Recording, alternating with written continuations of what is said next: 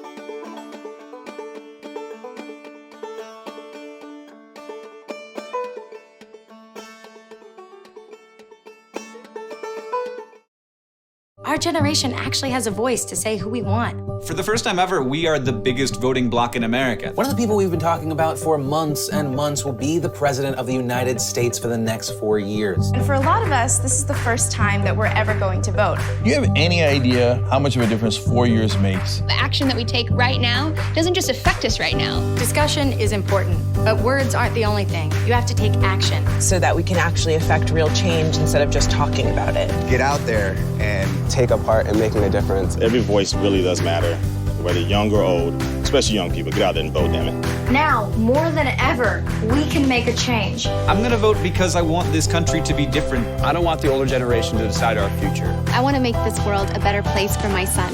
You can make change. Vote IRL. Vote IRL. Vote IRL. Vote IRL. Vote Earl. Vote in real life. Vote IRL.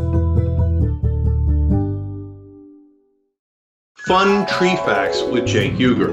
Did you know that an acre of trees produces 52,000 pounds of oxygen every year? That's pretty badass. During 1 year, a mature tree will absorb more than 48 pounds of carbon dioxide from the atmosphere, absorb it in, and release oxygen in exchange. Now you're wondering, Cenk, why are you telling me fun facts about trees? Guess why? Because you could plant 10 of them right now. You go to aspiration.com/TYT. Not only are they fossil fuel free, they're not going to put your money in any of that dirty stuff. They will plant 10 trees when you sign up for an account. Not only that, you'll continue to plant trees as you purchase, and they'll show you how you do that. So you save money through Aspiration, and you save the planet. You're wondering, where's the downside? Here's the trick. There is no downside. Aspiration.com/TYT. Keep your money where it is clean and help save the planet. Do it right now. All right, well, the Young Turks special election day coverage dropping. An amazing power panel. Look at this panel. You want to talk about power? It's like a smart Destiny's Child. We're all too strong. We start a revolution. Yes, another one. Aren't you excited? Wow. Some of the best writers in the country are right here on this panel, with the obvious exception of John Irola. Let's not so quickly discount Harry Potter fanfiction. Most of us are usually in boxer shorts underneath. I went with the pants today. This is the first ever power panel with Donald Trump as president. We have elected the top Twitter troll in the country. We have to stop pretending that race is not an issue in this country. Now keep in mind, racism had gone away until Barack Obama brought it back. That's right. They want to protect life so much that they want to ensure that insurance companies don't cover your maternity care.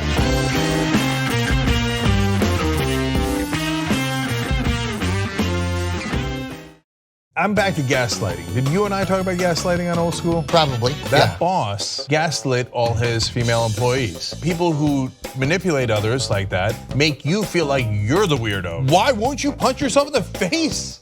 What is wrong with you? And you're like, oh my God, I feel so bad. Why didn't I just punch myself in the face and poke my eye out? I'm 47 and I just figured it out like earlier this year. You figured out somebody was doing it to you, or that you were that it was that it would have been happening my whole life and I didn't realize it. Right. Turn your passions into potential investment opportunities. Whether it's cannabis, fashion, travel, video games, or anything in between, you tell us what you're interested in, and we'll help you uncover the investment potential. Introducing Doe, our newest partner. With Doe, you can be an owner, not just a consumer, with no fees to trade individual stocks. Doe provides your daily one-stop investment shop with lists of companies that relate to your personal interests, relevant news on your favorite stocks, and videos that unpack today's money-moving headlines in under 3 minutes. Go to doe.com/TYT and download today.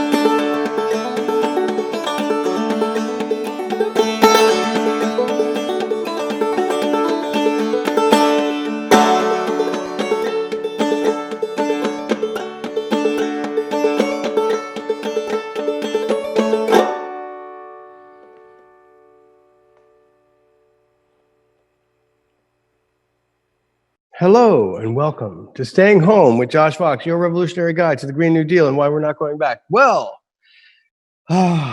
it's my favorite night of the week. It's Friday night. Friday night is the show where we get to have a little fun. We have the song of the week with John Vappy. We have the drink cocktail of the week, which we teach you how to make with Christophe Dorneman from French 75 Arnaud's Bar, the great James Beard award-winning bar in the Crescent City of New Orleans. And tonight we have Chance Bushman talking about the necessity of dance and why dance is so important in life. And we have an episode of Ranger Bun doing the plant of the week. So we have song of the week, plant of the week, drink of the week, and dance of the century. So, tonight, because it's Friday and because it's so important, we got to talk about one piece of the Green New Deal and of revolutionary mindset, transformational mindset that is so important. And that's taking care of your damn self. You got to have a little fun. You have to have fun. You have to have a little fun. Every day, just as the great John Lurie has told us, or will tell us in his upcoming thing that he's doing that I got to see a little of, you got to have a little fun every day. You just have to. If you're stuck inside, if you're in the most miserable situation, you have to figure it out. Because look, it's the thing that makes us recharge. Okay? This is a rough situation. It is a rough situation for us all. I'm having hallucinogens and psychosomatic illnesses, and I'm afraid of everything, and people coming near me is a bad thing, and we're stuck inside, and I haven't seen my friends in forever. And look, we still can have fun. Have fun with us tonight. We still can take care of ourselves. That's the most important thing. We have to protect ourselves because we are nature rising up to defend itself. That's what we are. We're nature. We are part of nature. We're not separate from nature. We're in a partnership with nature. And that partnership at this moment needs us more than any ever time, ever. So we are nature rising up to defend the planet, to defend our own species. And to do that, we also have to take care of ourselves. We have to do things that are not, always just like nose to the grindstone. If you're one of those people who's a workaholic, I don't know who those people are. Like me, you've got to figure it out. You've got to figure out how to take a breath, take care of yourself, exercise, eat right, do all of those things that make you feel like a magical, revolutionary, innovative, creative, curious, excited, alive, happy being. That's fundamental. And as we said, it's not a revolution if I can't dance, as Emma Goldman said, right? So we're going to dance. We're going to have Chance Bushman on with us tonight from the NOLA Jitterbugs, which is a band that has dance built in to their performances. Importantly, I really need to say this. Staying home has never been more important than now. Staying home has never been more revolutionary than now. We know what this is about. We know what reopening the economy is about, right? Because the same people who are pushing you out into the workforce right now, who are not giving us personal aid, who are not giving us small business aid, who are not protecting the culture, who are saying, go out and work, go out and work, go out and work. They don't care if you die. That's the bottom line. They don't care if you die. They don't care if you die. They just want their numbers to go up, their economy to go up, and they're hiding the numbers on coronavirus. We've found they got caught in Georgia hiding the numbers on coronavirus. They got caught in Florida hiding the numbers on coronavirus. And we're going to see all these people went out, and we're going to see those numbers going back up. And in fact, we are already seeing those numbers go up in states that did not close down, that did not stay home. Please, please, please protect yourself. Please, please, please, we've got to get out there and organize for this moment of protecting ourselves, staying home, and stopping the forces that don't care if you live or die. Because it was the economy that they were pursuing in Vietnam. It was the economy that they were pursuing in Iraq. It was the economy that they were pursuing in Afghanistan, the oil and gas economy that kills millions of people every single year. And in the time, in the way they sent soldiers over there, poor people over there, they didn't care if they died. They pretended to care, but they didn't care. In the same way, they're sending you out, pretending you're soldiers, and they don't care if you die. That's the bottom line. So you have to care if you die. You have to care if you are going to remain a warrior for the earth and a warrior for the Green New Deal. You have to care. And I care about you. And we have to express that care, express that love. And tonight we're going to celebrate it. We're going to celebrate the love. We're going to celebrate life on the planet Earth. Here we go with my main man, our musical force, Song of the Week. He's with us every Friday night. Mr. Don Vappy, the New Orleans jazz banjo singer-songwriter legend. It's always great to have him on. Here he comes. How are you? Oh, I like this setup this week. This has got a kind of pastel and yet flow to it. I do. I think this is wonderful. I can't tell if you've got a crack in your wall or if I got a crack on my phone screen. No, it's my phone. It's my phone. Would give me another honeydew there, man. You know what? We're creeping up on 1 million views on this show. 1 million views on this show, right? And I've been doing this entire thing with a cracked iPhone 6. So there you go. Hey, so it works, right? It works. I love this ensemble. You have the pink and the tan. No, only you can get away with it. That looks fabulous. Man, I'm in isolation heaven, baby. You're like, I'm gonna wear what I want. No, but it blends perfectly, and you got the bass in the background. I do appreciate a little mise en scene. Yeah, and I've been playing it too since it's out. Like I told you last time, the getting it out of the case is the most. That's the hardest thing, man. That's a difficult thing. Every time I walk by, I play a little bit, so I like that, man. Yeah, I try to do that too. I try to keep instruments out so they look at me and they're like, "What's wrong with you? Come over here." You know, they're kind of talking to you. Boy, I'm sweaty today. It's hot. It's a hot day to be wearing this sequin jacket, I gotta say. It's all right, bro. You look so cool, though. You know? Well, it's better to look good than to feel good, as it was said on Fernando's Hideaway all those years ago. No, that's not true. Hey, no. Tom, what are we gonna do today? What am I doing today? I thought, you know, I'd do something kind of up, but one of these old tunes one of the first tunes I started playing with these old guys when I started playing banjo. It's called Some of These Days. And it's kind of cool that you got Chance Bushman on, because this is the kind of tune, kind of groove they would dance to, you know, kind of up tempo, nice, fun. And it's all about, you know, some of these days you're going to miss me. I miss you every day until it's today when you're back.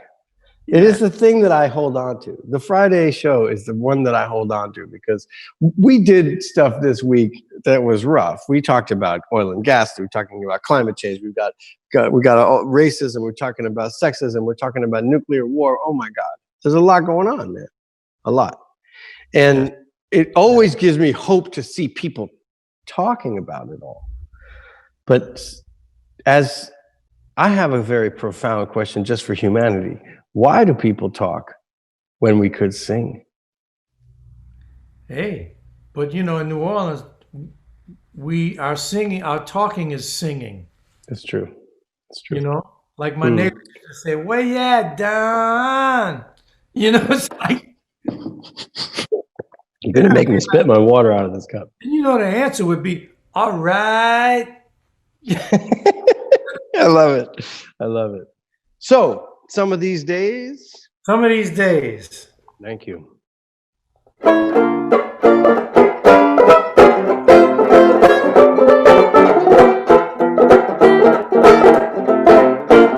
Yeah, some of these days you're gonna miss me.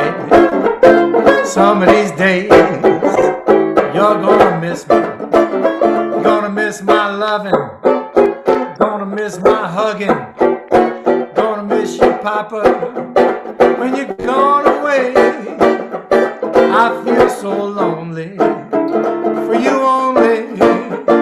You know you've always had your way.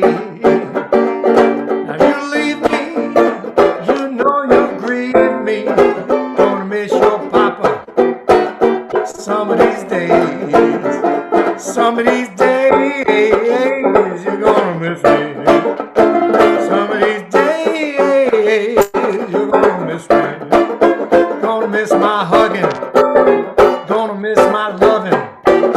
Gonna miss your Papa when he gone away. Oh baby, you know I'm so lonely for you only. You've always wanted to have your way. You know you'll grieve me if you leave me. Gonna miss your Papa some of these days.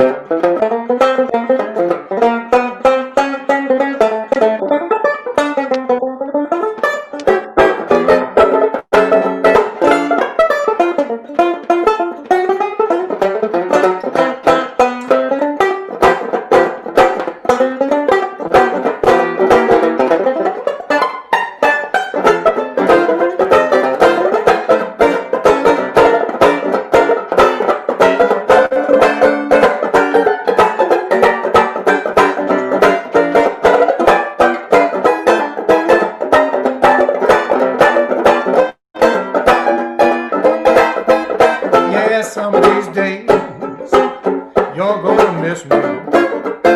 Some of these days you're gonna miss me. Gonna miss my hugging, miss my loving, miss your Papa when he's gone away. Oh baby, I'm so lonely for you only. You know you've always had your way. You know you grieve me. Oh baby, you miss me so bad. You're gonna want me in your dreams. You're gonna always wanna be there with me. You're gonna be thinking about me all night long, 'cause it was so good to you.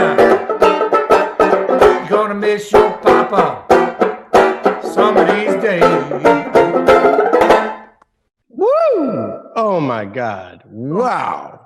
Oh, man. This is one of those songs that's got so much inside of it, right? And if that was the day, if today was the day, you would be missing you if you were not in the same quarantine as yourself. Man, This is what's happening, you know. Hey, I am unanimous in that. Man, because it made me think about all those people who don't, you know, I mean, all of us who are alone out there at this moment. You know, I'm lucky I have a girlfriend who will be appearing on the program at this moment. But like, you know, man, and it'd be rough to be in this moment of isolation and not be able to date and not be able to go out and not be able to do the thing, you know. Sure, man. I completely understand. And you know, that's exactly why this past Tuesday I did my 67th consecutive day of drinking coffee on my porch with people around the world. Because it's not just in the United States. There's Right. people all over the world isolated. Oh yeah. And you know, I was going to take off a morning or something, but people, you know, write to me and say, hey man, thank you. We look forward to being with you. It's like camaraderie beyond languages. Yeah, wow. Yeah, well, that's super important. And as Robin Bird used to say, if you don't have a partner, you have Don. No, that's a joke. Somebody out there got that. If you did get out there, you're one of my people. What I'm saying is that Robin Bird was a porn star that used to come on Channel J late at night in New York City at 12 o'clock in the morning. And she would say, if you don't have a partner, you have me. But anyway, just to explain that. But it's Friday, so I get to say what I want. I get to say what I want anyway. I hear you, man. I don't know if I could agree with that statement, though.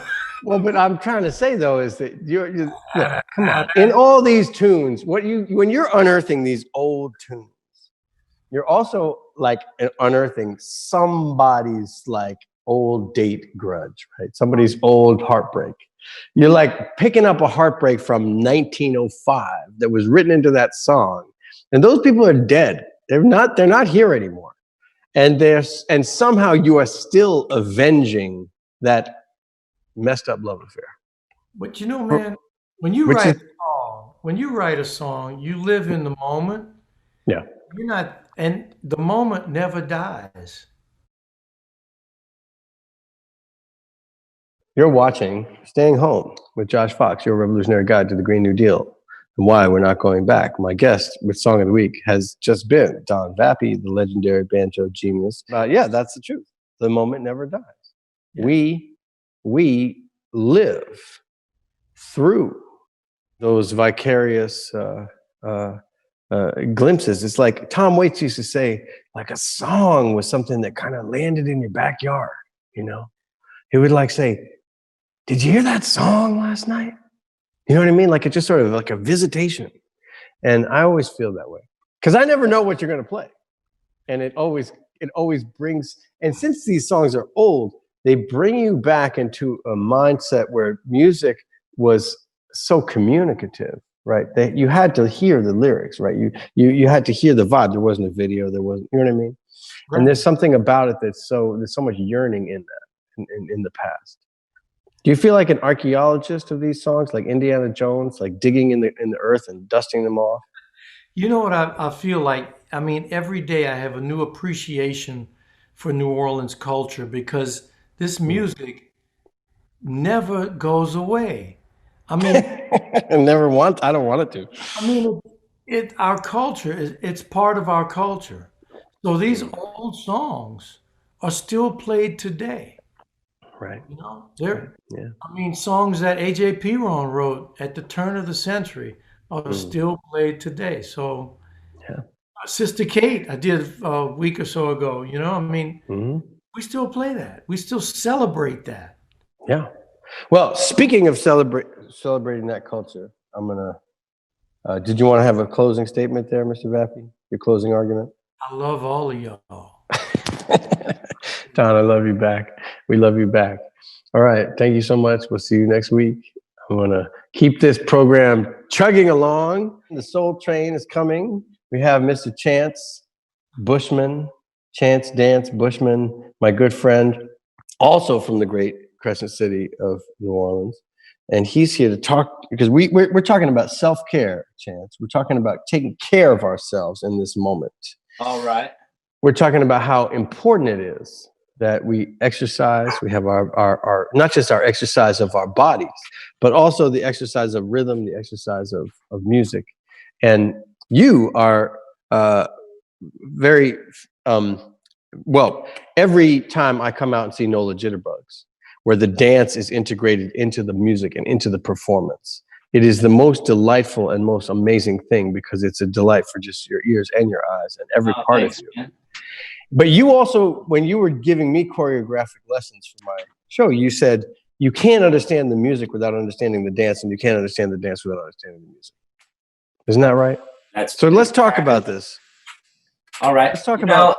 There's actually a study that was done at a university you could check out, and it said that the number one activity that promoted mental acuity, keeping the brain young and sharp, was social dancing.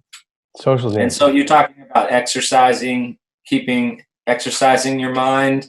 Mm-hmm. Basically, the tenet is when you do things that require you to make split-second decisions all the time, it fires the synapses in your brain and keeps your brain working. And when you do things that are repetitious in nature, then your mind goes numb, kind of. That makes sense? So ultimately, like, the idea is that social dancing and music are both multiple people playing off each other. Right. So you don't necessarily know what your partner is going to do, and you always have to adjust and make constant adjustments with your mind. Right. That keeps your brain working, keeps those synapses firing, fights Alzheimer's, you know? So that's music and dance are both super important. And we don't have social dancing being taught in schools anymore. And this is one of the things that you love to speak about. Right. Talk about this. Well, basically, like my grandma, your grandma, a lot of the older generation, they learned a lot of these dances in school, in elementary school. Right. They would have big dances. They would teach all the different dances, waltzing and foxtrot, et cetera, et cetera. I like. And people learned how to physically touch each other in a non-sexual, non-violent manner. Mm. You know what I'm saying? It's like right now, the most we do is a handshake, maybe a fist bump, right? Because kids aren't taught how to appropriately connect with another person physically. Right. That lack of physical connection leads to isolation. The isolation leads to violence. Mm. You know, it's definitely just, I think it's super important. They cut the arts programs, they cut the dance programs out of school. Kids today don't learn how to touch each other in an appropriate manner. But don't you believe it's somewhat insuppressible though? Like, there's a story that I love to tell about how Ronald Reagan cut music programs in the schools in California. And therefore the kids went out, and this was in the 70s. The kids went out and they invented hip hop in the schoolyard. No instruments, no classes, but they could not suppress the music that was going on inside of them. Yeah, I think so when I see these people dancing in New Orleans, right, whether they're old or young, dance is definitely a reaction to music, and in many cases, music is a reaction to dance. Mm-hmm. So it's like if you have rhythmic music that makes you want to dance, you're going to dance. But look at what hip hop is. It's mostly independent solo dancing, not people dancing with each other, not people dancing physically touching each other a lot of the time. You know what I'm saying? Right. But it is both a studio dance and a vernacular dance at this point. Right. I guess what I'm just saying is that, like, we need to fight back extracurricularly, right? Because I mean, we can fight back to get the dance back into schools, which I think we should do. We get all the arts programs back in school. But we also have to dance in the streets, right? We have to dance in all of those ways, right? Yeah, the problem is with this whole coronavirus thing, how many people are going to be rushing out to do a social dance where you're this far from your partner? Not right now. Can't do it right now. So that's going to hurt social dancing in general across the board. Well, what actually I think will happen, though, if you think about the Roaring '20s after the Spanish flu, it may be that we want it so bad that when we're able to do it, there's going to just be dancing everywhere. That's my hope. Definitely in New Orleans, there will be. So Chance, you taught me a bit about this dance called the Shim Sham, and you taught me the rhythm of the Shim Sham. Right. Now, tell me, the Shim Sham being. You say, because you were using this as an example to talk about how you can't understand the dance without understanding it. Right. Can you give us that? I think that everybody, if you're watching this, everybody should go on YouTube. Okay. Look up Dizzy Gillespie Shim Sham. Mm-hmm. Dizzy Gillespie gives a great interview in which he talks about the importance of the Shim Sham, and he says, and I quote. To quote Dizzy Gillespie, he said, "The Shim Sham is the dance that had great influence over the creation of jazz music." And he talked about how, what I said earlier, how in some cases the dance was inspired by the music, and in other cases the music was inspired by the dance. And we talked about this last time you and I spoke, how pre-Civil War there wasn't as many instruments available to people in the South. Right. So basically, there wasn't as many instruments. The human body was the instrument. Stomping, clapping, singing, all of that became super important. Then the Shim Sham, like Dizzy Gillespie did this, and you can watch it on YouTube or Facebook, both. But he goes, "This is the Shim Sham," and he goes.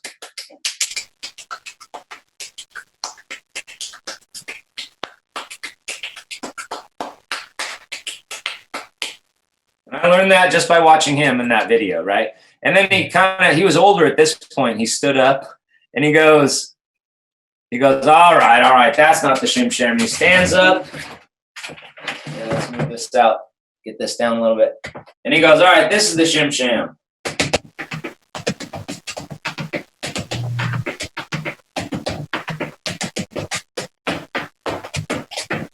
Right? Now, those are basically the same rhythms. One I'm doing with my feet and one I'm doing with my hands.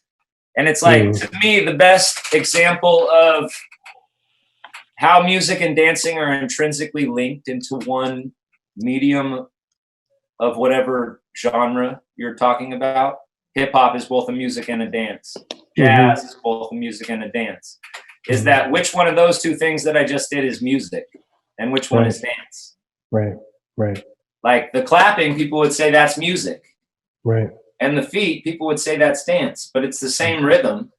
And if you look at playing instruments, you have to move to play music. That means you're dancing. Clarinet players dance with their fingers. Right. And Charlie Chaplin danced with the dinner rolls. Breadsticks. Yeah.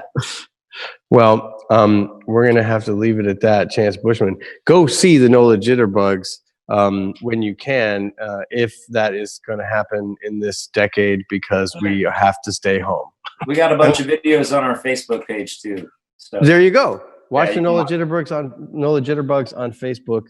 I am going to do that because I need my NOLA Jitterbugs infusion just as much as I'm so happy to talk to you, Chance, tonight. Thank you so much. Thanks for being with us. And man, I think your mission is one of those missions that I feel in my heart. I feel it down deep that says we need to get dancing back in school, social dancing. We need to make sure that people understand how important it is.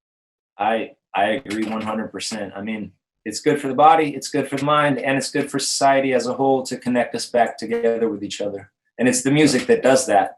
Like jazz became super famous across the world because of people dancing to it.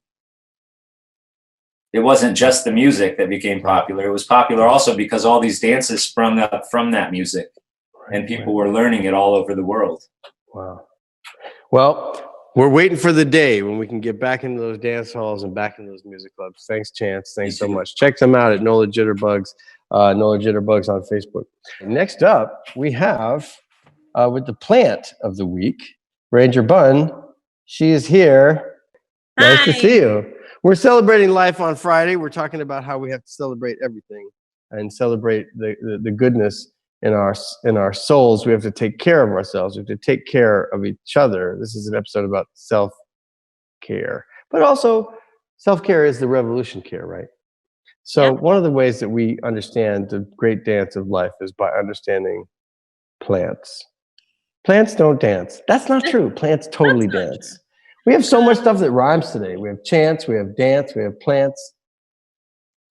Yeah, I would definitely agree with you. Plants can dance, especially when They dance in the wind, yeah. coming through. What do we got tonight? It's really important to get out into nature for self-care. I do it all the time. Makes me feel really good. Even if it just means, looking outside at the birds or taking a walk and learning about some plants. So that's what we're going to do today. Is learn about a few plants. These are pretty common plants in the United States. We'll see if we can do two today. Our first plant is something called garlic mustard. So garlic mustard is found in the Northeast and parts of the Midwest. It has these nice little kidney-shaped leaves.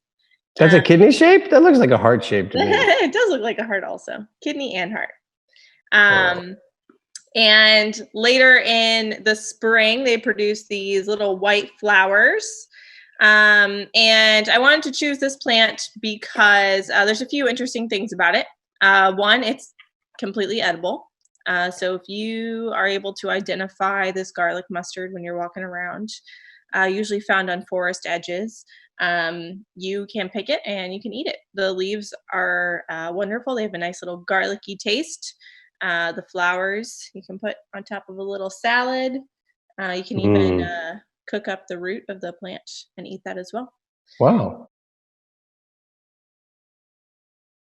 You're watching Staying Home with Josh Fox, your revolutionary guide to the Green New Deal. Today we have a guide to music, dance, and right now with Ranger Bun, plants. Garlic mustard is really tasty. I really like it. But you do have to check for one thing. You have to check that there are no slugs on it. That's a good thing. Or spiders or ticks or whatever. Definitely. When you're foraging, you have to keep things clean. Yes, that's true. You should keep things clean. Also, when you're foraging, you need to make sure that you are really doing your research, checking, double checking, maybe checking with someone who's an expert. A lot of plants do look very similar. You don't want to be eating something that's not going to make you feel so good. Don't eat anything just because you saw it on this program. Make sure you double check. But it's important to know that there's plants everywhere that you can eat. And it's not that hard to figure it out.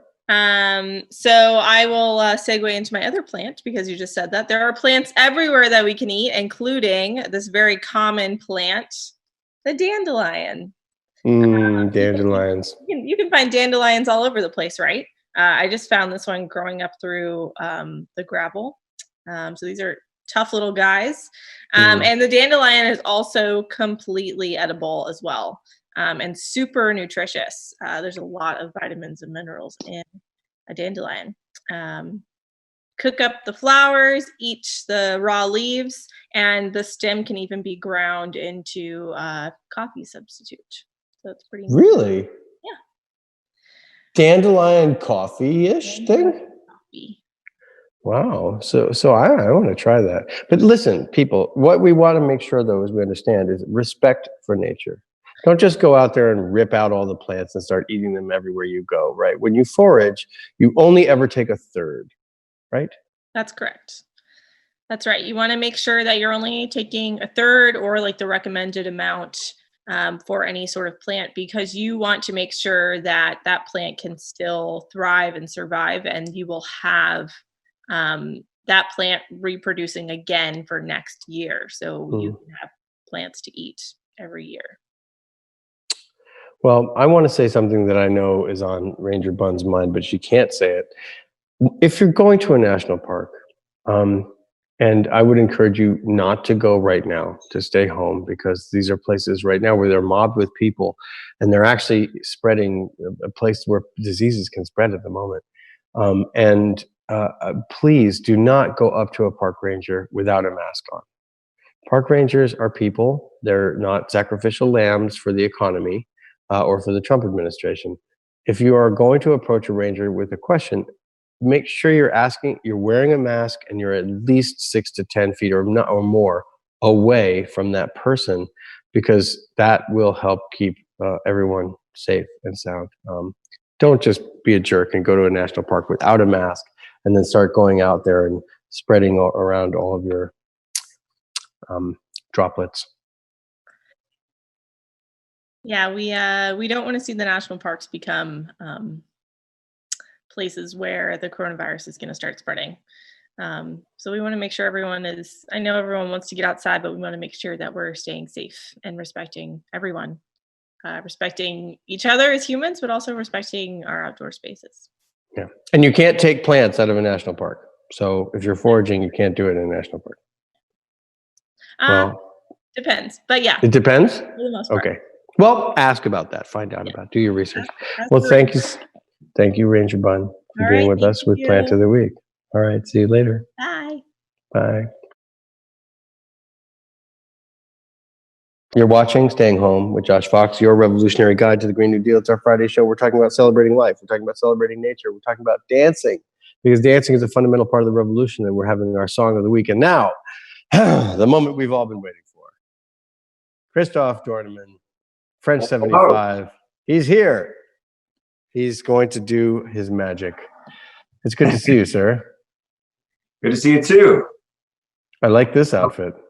I was trying to. Not all drinks have themes, so I was just trying to think of what would work with it. So I went with this.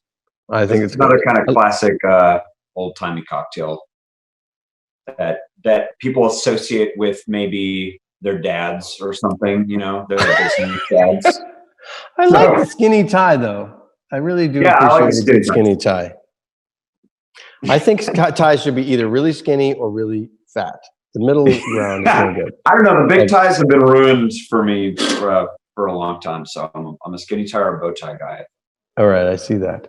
Well, and so every week we do this episode, this part of the episode where we learn a different drink, and we've learned so many beautiful and wonderful drinks. And Christoph was telling us some of the history of these drinks, right?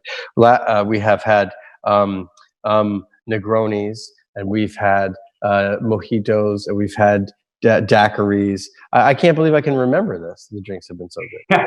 So what are we doing? It's been a lot. We've done a lot of drinks. And Yeah. there's more to come. So and what's wonderful about this show is there's as many drinks as there are aspects of the Green New Deal. It's sort of an infinite capacity. And when there aren't any more, we can go back and do the ones we did before because nobody will remember, or we could just start making them up. yeah, there you go. All right. So what do we got? All right, we're going to do a classic whiskey sour. So once again, this is a drink that a lot of people kind of associate with a different generation. Although I would say now it's having a resurgence, or it has been having a resurgence in the bar community. And we're going to do a traditional whiskey sour, which is going to have egg white in it.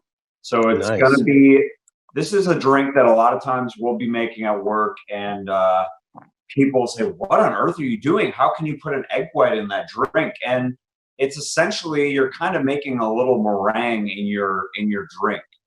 So it's safe. As long as you do it right, it's totally safe. And it's what they kind of used to do. And then it was kind of lost through time. And then now we're going to bring it back. So now, which of these glasses is the better one for the final destination of the whiskey sour? I would say the one on your left would be this one. Great, but either works. I mean, it really depends if you want your drink on the rocks or up. So you could do that goblet if you want it on the rocks. Okay, I see. Yeah, I have all the fixins here for doing the shaking and all that. So. Yeah. All right. I'm excited. We're going to do, it's a little more complicated than a normal drink that we made because we have this egg white. There's an extra step. So I'll walk you through that. All right, let's go. So what you're going to need is your citrus, either, lemon juice is the most traditional, but lime juice works as well. Got my lemon juice right here. And then some sort of sweetener, some sort. Yes, I have that. Your whiskey, egg, and your bitters. I forgot the strainy thing. Well, I'll figure it out. I'll do use. Oh, you just do it on the rocks. No, it's cool. I've got this. Here we are. I've got plenty of ice. All right, I have my whiskey, my Sugar. Okay, I've got everything. Tell me what to do. All right, we're gonna do 3/4 ounces of citrus. 3/4 ounces lemon juice. And then I I'm do gonna do like. a little. There it is. Put that in the shaky guy. A little less of the sweetener, so 1/2 ounce of the sweetener, just a little less than the citrus. Okie dokie. 1/2 ounce of the sweetener. You know, I did once get salmonella in the Amazon. Okay. It was not From a from a bartender? whiskey. No, I don't actually know where I got it. I did have a pisco sour, not in the Amazon when I came out of the Amazon. Yeah. But that was more of a congratulatory thing for surviving the salmonella and the Amazon. Well, how fitting. See, we can show how egg whites can be a normal part of a cocktail experience and be totally safe. So then we're going to do our whiskey. I'm going to do a 1 3/4 or almost 2 ounces of whiskey. That's not a joke. I did actually get some salmonella in the Amazon. No, you can ask Dea Schlossberg, my producer. It was rough. I fully You believe go to the you. hospital. It would be a weird joke if it was, so I believe you. It would be kind of a weird thing to joke about. All right, and I put this whiskey in. There it is. Oh my whiskey. Oh, it's almost done. There's so little left. Uh-oh, that's bad. It's all right. I have another bottle. So this is the part that's going to be weird. We're not going to add any ice yet. We're going to add the egg white. So okay, I have to take the ice out then. Oh, you already did the ice. That's okay. No, that's okay. That's okay. I'm taking it know. out. I'm taking it out. It's fine. It's out. It's out. So a good rule of thumb for making cocktails is you always want to add your ice at the end. That way, if you build your drink and let's say you have to go do something really quick or you don't know how long it's going to take, that whole time the ice is just melting in there. Oh. All bartenders are going to build their drink and then you add your ice at the very last minute. I get it. I see. All right. So the egg whites. And in this case, so an egg white cocktail, oftentimes what you're going to do is called a dry shake. So I'm going to crack my egg on my tin, and I'm going to use the shell to separate it, which is kind of a tricky technique, but you can also do it with your fingers as long as you're drinking it yourself and you're being nice and hygienic. I have my egg white pre-prepared in a little bowl. Well, perfect. Just the whites from one whole egg? Yep. Okay, the whole thing. There's a little trick with the shell. You kind of toss the egg back and forth. And I love that. My mom does that. I don't know if you guys can see, but took care of that. Separate that egg yolk. I'm actually going to cook that later, so that's going to be fun. Mm. And then you're going to put your tin together, and you're going to shake it without ice. Shaking it without the ice. Shake, maybe 5 shakes.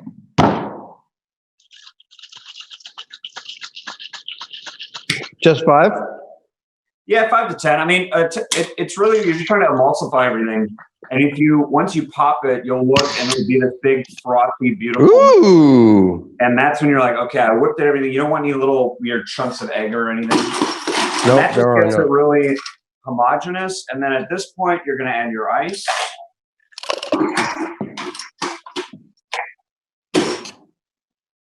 And then you do a secondary shake to make it nice and cold. Shaky, shaky, shaky, shaky, shaky.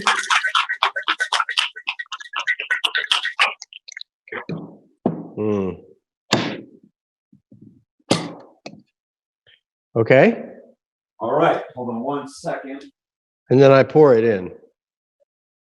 So this is where you can do it on the rocks or strain. I'm going to make mine on the rocks because I can't shake out the ice right now. Yeah, that's fine. So. Oh my God. Actually, I have a little extra. Look at that. I feel like. And it has this beautiful foam on the top, right?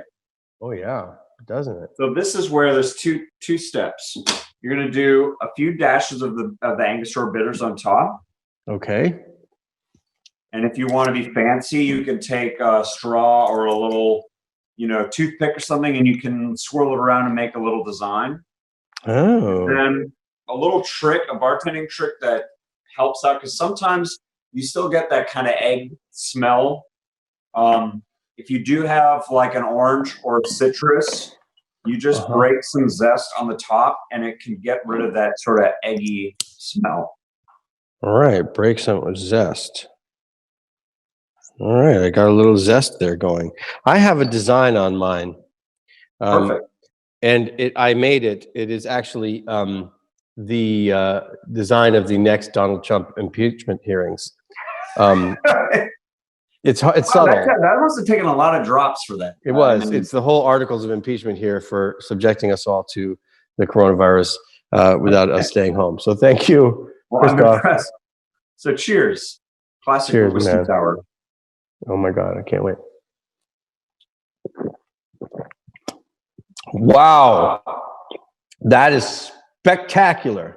Yeah, that foaminess, the smoothness, it's just really nice and silky. And that's why like a real whiskey sour with egg white is just so much better than what you get at a lot of bars. Thank you. You're watching Staying Home with Josh Fox, and you're listening, and you're here with us, whether it's on TYT or WBAI or the Gasland page. We thank you so much for being with us this week. We love you. My pleasure. Take care of yourself, right? Take care of yourself. Take care of yourself, because you are nature rising up to defend itself. You are the revolution. You are the hope for humanity. And we need you to stay healthy, and we need you to stay home.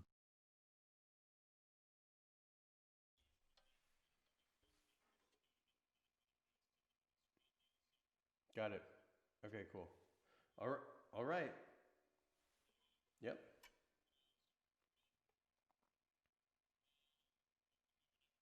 All right, as promised, here is Banjo Thursdays. This is a piece of my own composition, which is as yet untitled, from the film How to Let Go of the World and Love All the Things Climate Can't Change, which you can watch right now for free on joshfoxfilm.com. Here we go.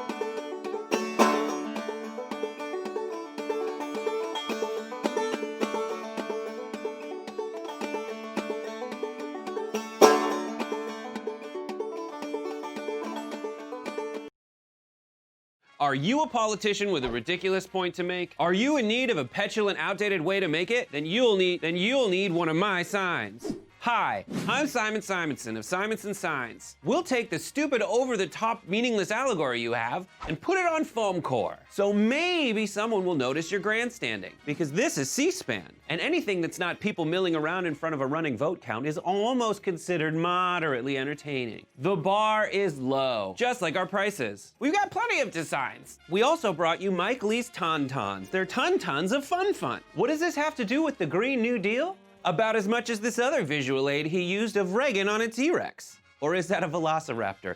Who cares? Who the cares? No one gives a. Call us now at Simon Simonson Signs. We'll make your stupid point stupidly for money today. Viewers had asked for an interview with the TYT Lizard. Mr. Lizard. Oh, you changed colors today. Nice. I don't even know how you feel about us. Do you even like us? Well, you guys made me this awesome house, so I'm kind of in your debt. I was found outside on the street, and you gave me a home. Granted, it was a really crappy home for a while, but then through the power of fundraising, I became a person who has a multi-level Trump-style mansion. You do. By the way, you never looked better, man. Normally, you're just green or just brown, but today you're in mid-lizard, right? I'm not very smart. I'm a lizard, so I don't know how the science works. I guess this is just my mood. It's not every day that thresholds like this are broken. I'm just so excited. I can't contain my pigmentation. And now you're showing it off. Yep. Yeah, I've never seen the lizard like this before. You want to know how you could save money and save the planet? Hello, I got an awesome option for you guys. Aspiration.com/TYT. You plant not 1, not 5, 10 trees when you sign up. You know what trees do? Not a big deal, but one large tree can provide a day's supply of oxygen for up to 4 people. That's 40 people's oxygen just by signing up at aspiration.com/TYT. Sign up for a free spend and save account right now at aspiration.com/TYT. That 300 million is a pretty good number.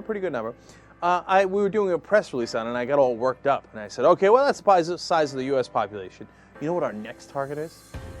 The size of the entire world on the road to 6 billion. Although by the time we hit it, it'll probably be 7, maybe 8 billion.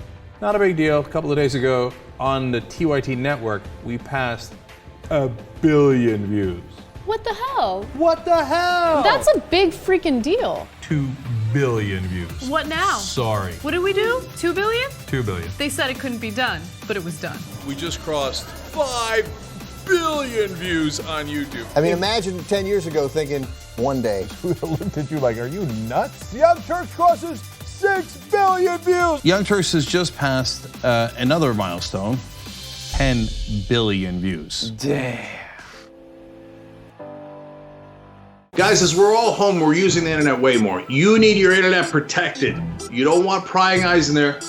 No hackers. Dun, dun, dun, dun, dun, dun, dun, dun, dun. They're there. Actually, they're now more active than ever. So make sure you got a VPN. NordVPN has been with the Young Turks for a long time. They're one of the best services available. So NordVPN.com/TYT, and you get a free month extra. Plus, you get 70% off of a 3-year plan. NordVPN.com/TYT.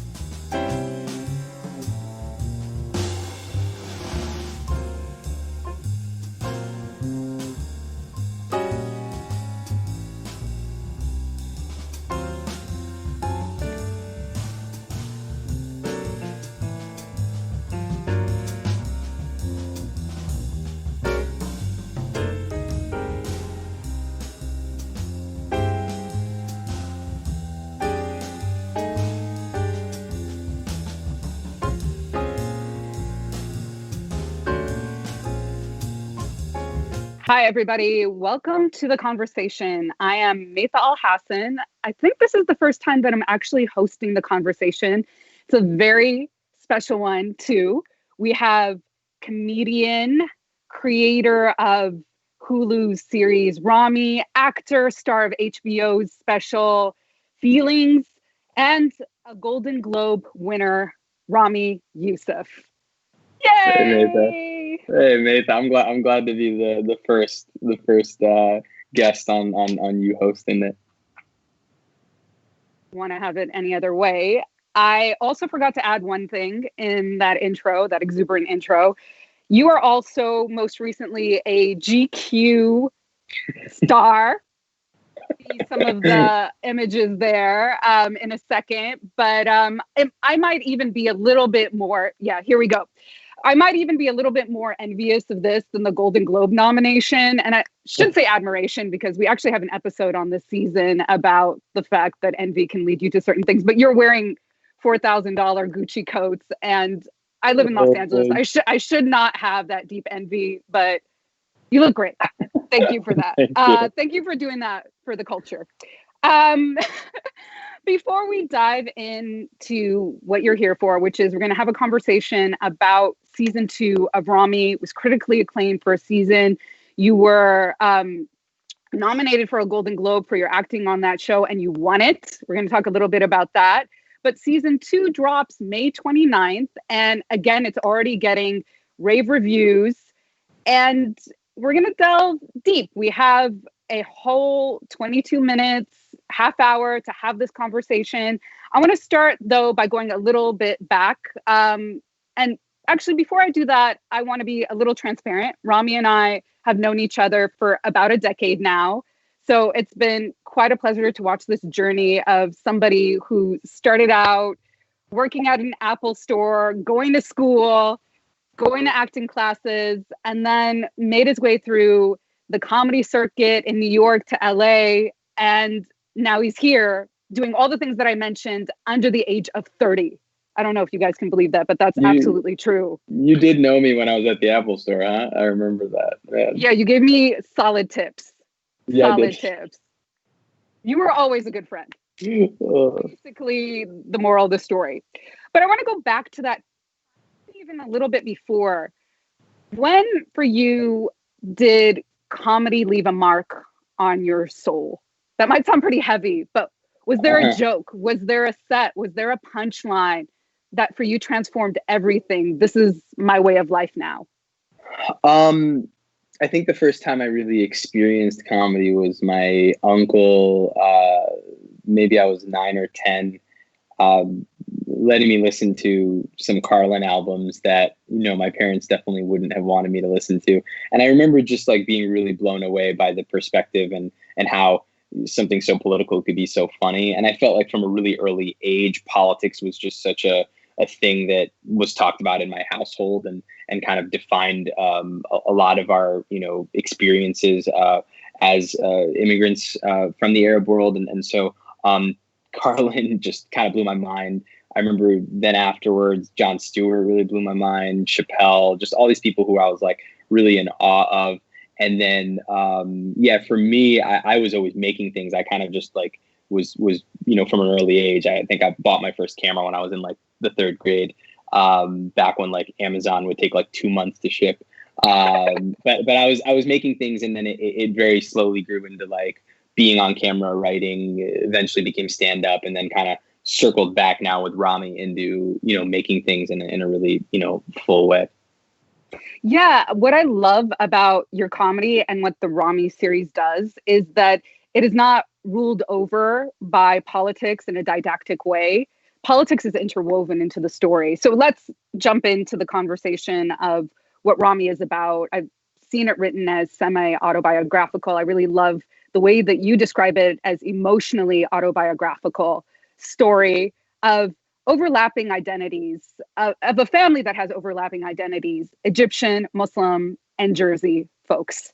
And all those matter, all those play into the story that you're telling about not just Rami, the title character who you play in the show, his journey, but the people around him, his friends, his family, his mom and dad. What does it mean to continue to have a relationship as an immigrant in America, in Jersey, in a post 9/11 moment? In season 1, you did deal with what happened when the character of Rami was in school when 9/11 happened in Jersey. But there is this atmosphere that's happening in the back of the story of these characters. And I just want you to delve into a little bit of why now, what's the urgency of the storytelling? And I want you to think about, I'm sure it gets overdone how people talk about representation matters as a hashtag, but I love what writer Hanif Willis Abdurraqib says about representation, which is that representation can be simply the ability to imagine a shared experience with somebody who's larger than life,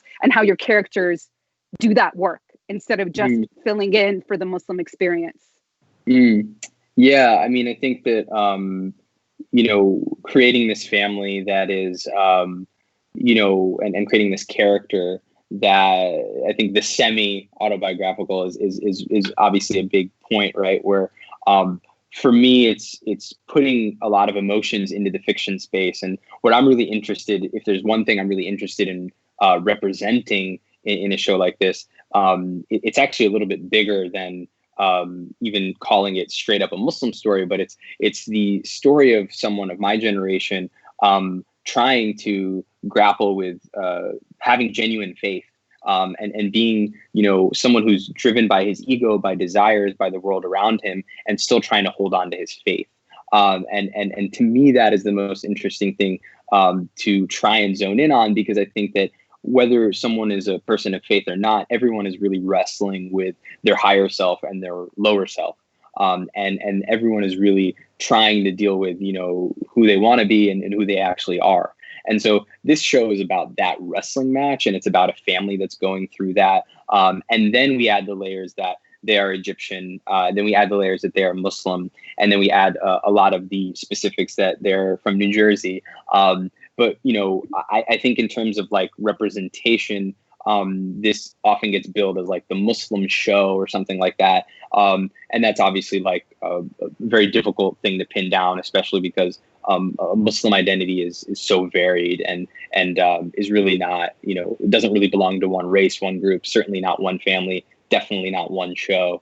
But those are the things that I think seeing again, like someone like myself, but who's really earnestly trying to be a part of his faith without mocking the faith, which is definitely something unique for comedy. Even some of my favorite references that I listed between Carlin and Stewart and Chappelle, maybe not Chappelle, but I would say between Carlin and Stewart definitely are like, Carlin jokes about God, like, for most of his comedy against God, so we certainly are taking a different approach here.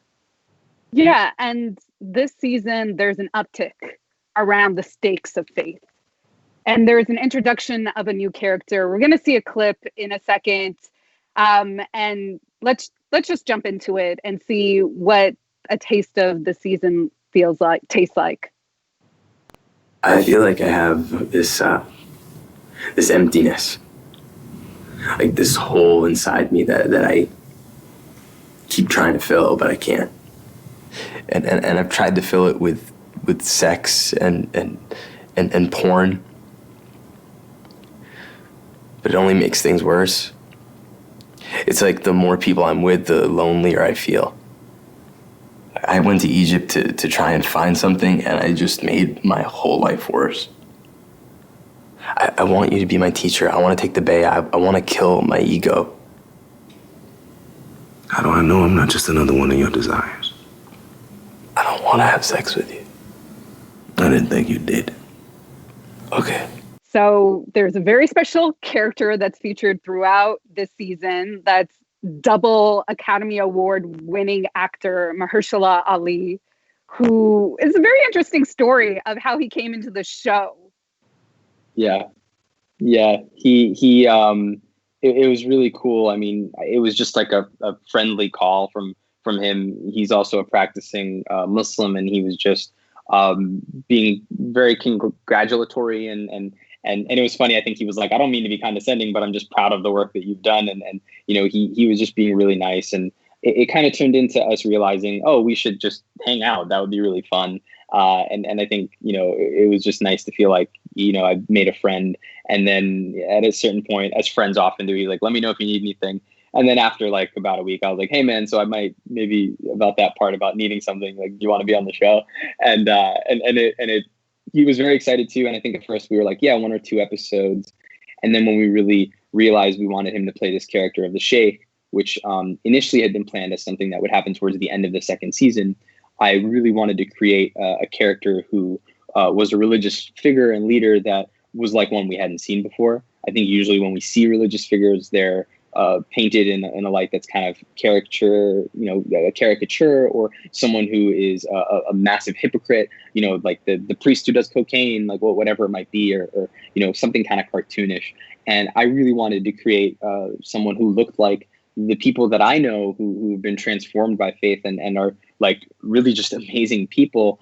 Not that they're not complicated, not that they're not human, but they really are kind of beacons of the faith and of this belief. And I told him that's what I wanted to do with a character that I felt like really only he could play. And so it kind of went from this like 1 to 2 episode idea to being something that, you know, is the backbone of our season, this relationship between Rami and his Sheikh. I'm in Salt Lake City, Utah. I'm at a Wolfpack gathering. We're growing. I see faces that I recognize, but I also see a lot of faces that I don't recognize, and that's fantastic. We are all taking time out of our lives to be here, and that's amazing. That means we truly believe in this. Make no mistake, everyone in this room is a leader in a Wolfpack. Alaska, West Virginia, Montana, Georgia, Massachusetts, New York, New Jersey, everyone is here. All these folks paid with their own money and sometimes took vacation days to come here to strategize on how to get our democracy back and get money out of politics. Or you get more political power just because you have more money. This is why it requires a constitutional amendment. The process of winning in your state next year doesn't begin when session begins. It begins right now. To work to a goal, something this big that you're actually making a difference of, there's very few things in the world that really compare to that feeling. Equal rights to fair representation, rights for human beings, anti-corruption laws, and free and fair elections. That's what we are fighting for. What were the founding fathers? Revolutionaries. And they built revolution into the document. Article 5 is the way we have to go. This is how you do it. You're in this as a team, you're in this together. The fight will always continue. That fight is not between the left and the right. That fight is between basically greed and humanity. So I'm asking you to put differences aside, whether you're conservative or independent or progressive, to join forces to say no more corruption. You get beyond the fear, you take that first step, and you'll change the world. What I want to leave you with, of course, is hope. And I want to assure you that if we keep fighting together, we're going to win together. We're going to get that convention, we're going to get that amendment, and we're going to get our democracy back. Come join us, wolf-pack.com. Welcome to the Damage Report. I'm John Idarola. This is gonna be a big one. The earth is burning. Yeah. Not only that, but that should shake you enough, period, but that so many people in power don't seem to care. We're making America great again by throwing more money at the military to destroy other countries, because that makes us great instead of investing it in ourselves. That it's Donald Trump and it's Stephen Miller. The choosing is based on wanting to create cruel and inhumane conditions to scare other people away from ever coming to the United States. We have to also remember that we like to put people in prison in this country. There is only one place to put garbage people: in the trash. We've never had so much access to so much information with so little idea of what the hell is going on. What does enforcing our borders have to do with traumatizing children? Absolutely nothing. I think a sane person could say the current situation we have right now is radical. But what we're doing is literally making the world more like hell. That's a warning sign.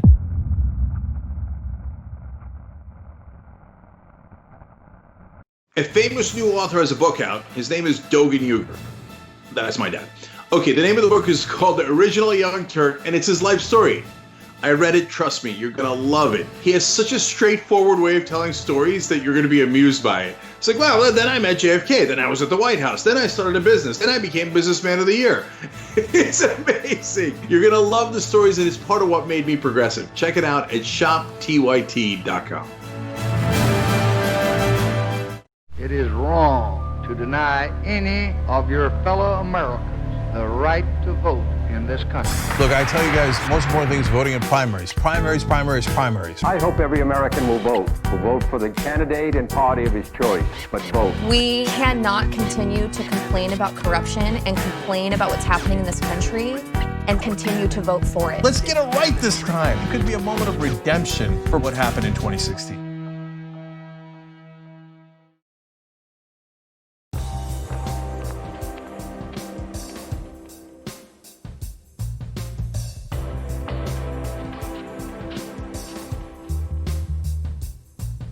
Well, let's talk about a little bit of the framing that the media has kind of held on to with this character, and then talk about the process of how you develop the Sheikh character, because I think people assume, oh, Rami's Muslim. He knows how to write all these characters, which is so not how writing stories, how writing character happens. And again, transparency, I'm actually a creative advisor and a writer in Rami's room, and I learned a great deal about this whole process through Rami, through working on the show. But I've seen a lot of journalists, entertainment writers frame him as part of this emergence of the sexy cleric that borders between the religious commitment and sexual desire to create this taboo, but that's not actually what's happening. And also, I think that a lot of these writers don't come from a Muslim background, and they don't realize that for clergy, that is not a taboo. Yeah. I mean, I think there's a lot of layers. Some of it, I think, was like trying to allude to, and it was really, I think it was even something that we realized in the room, which was funny because I think we were, pretty well into writing these things. And then, we were also saw like, I think before I even was aware of what, Fleabag had done, they had a hot priest. Yes. Obviously this is way different. So I think some of those parallels are Mahershala is hot. I mean, I think part of it is just that he's hot. You can't write that he's hot. He just is. And so, I do think though that in terms of framing around a character like this, it's going to mean different things for a lot of different people. Certain people are going to see him even as like mystical or something. But I think anyone who is within the faith kind of looks at him and is like, oh, this is a sheikh. This is what a sheikh is like. This isn't like, we didn't really even apply any sort of, anything other than this is someone who, again, is transformed by the faith, embodies it. And this is what a lot of these people do feel like. Yeah. Let's pull back a little bit and talk about process around the characters. You have a sister character named Dina. You have a mother. You have a father. You have a racist, homophobic uncle named Uncle Nassim. You have a disabled friend who has muscular dystrophy named Steve, who's your real life friend. Yeah. How do you make sure to create full characters that stand in their truth? Let's talk about the process, and also the process around this in a time of Corona. You've been nonstop trying to put things together, and you had the added layer of not being able to do certain things to get the season prepared for your launch date. Yeah, so there's 2 steps to the process, I think. So taking kind of the first part of it, I think as we're kind of crafting things that happened in this in this season, even especially, so much of it came from conversations with our performers, with our actors. I mean, you brought up Steve, the nexus of like kind of the idea we went with is based on a real life problem that he has as a disabled person. And just in him venting that to me, we built a whole episode around it, because I always want, in the same way that for my character, it's something that happens to me or I felt, and then we dramatize it, we turn it into something else. I want to afford my actors to kind of like have the ability to do that with their stories. And so doing that with Steve is obviously so natural, because he has such a mastery over his voice and over, his performance and what he brings to the table. And then a character like Dina, played by May Kalamawi, who's amazing.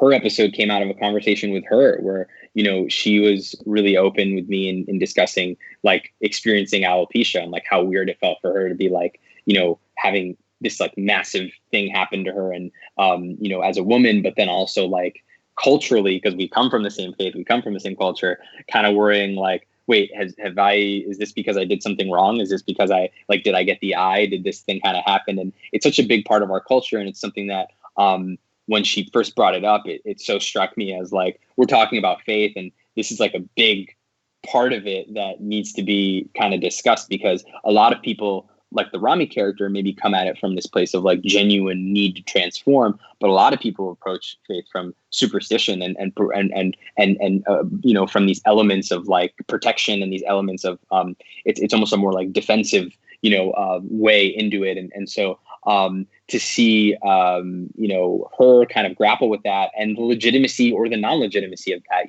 and kind of the history of that and all of those things again felt really real to her. And so like you watch that and you see her performance and you're like, whoa, it really feels like she's going through it, and it's kind of exciting because on a level she did, and so I think like that's something that's really exciting again for me. It's not with every episode by any means, but when we get the opportunity to be able to do it, it's really cool. And then a lot of the times, again, it's like growing our characters to the places that we feel like they should go after we've learned about them. We learned about them from season 1, and then, hopefully, we learn more from season 2 and can kind of incorporate it.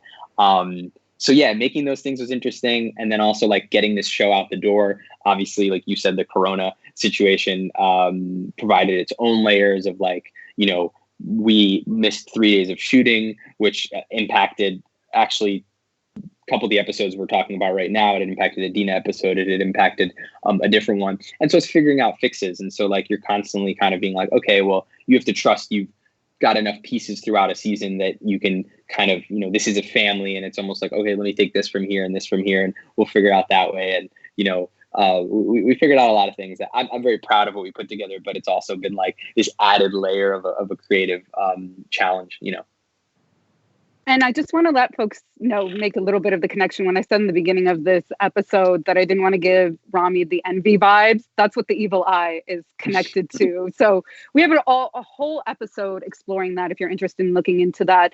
I do want to jump into making this not just in a time of Corona, but in a time of Trump. So I wrote this report about 100 years of representing Muslims in Hollywood and film. And TV and film in Hollywood.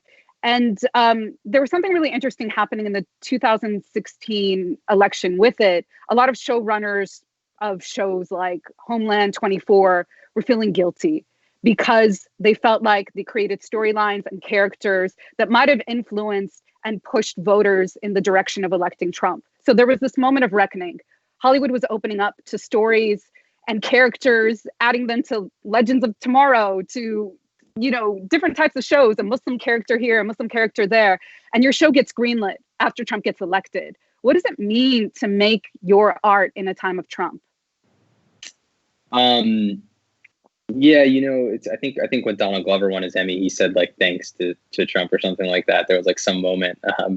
So I think there's like a little bit of a recognition where I think what I less like to frame it as a time of Trump and more just as like a time of clarity and a time of reckoning of like, this is kind of who we are and who we've been. And so like, I less credit it to, I think all he's really brought to the table is kind of clarity of where we actually sit and where we are.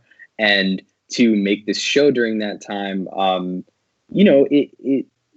it's definitely something that like the show doesn't need on a level. I think so many of the things, again, like from where I started, what we're talking about here is like a story of someone grappling with their faith. in my mind, that's timeless. There are political layers to this show, but the politics is mostly assigned to it because of the era that we're in, and less something that we even as like show creators put onto the show. So I think like things sometimes and identities are just inherently political, whether we want them to be or not. And so this is a show about people dealing with their loneliness and dealing with their problems. Some of those are a side effect of politics, but by no means are these things that like wouldn't be going on at any other time.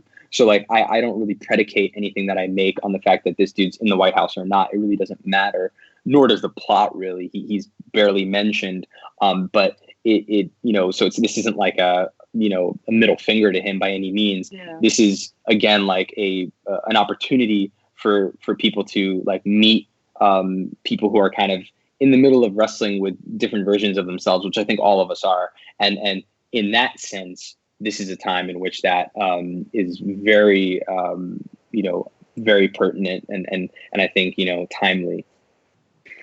Well, what's really interesting is you have a knack for timing, because one of the next shows that you're working on is about Steve. It's about a disabled person and the disabled community, which gets very little play on air. So glad you are doing this work, but it's also somebody that our current president explicitly made fun of, was a disabled reporter. So it's such imperative work to be doing in this moment. Unfortunately, the conversation already went. We have to wrap up. In a couple of sentences, what are you most excited about people seeing this season on Ramy? I'm just excited for the conversations that people will have. All of them, like in their totality. This is a show that is built to be loved. It's built to be criticized. It's built to be discussed. And I'm very excited to see that happen. And I just, excited for people to laugh. Hopefully we could all kind of use that right now. Thank you so much, Ramy Youssef, Golden Globe winner, GQ star. Thank you for coming on The Conversation. Thanks, Aida.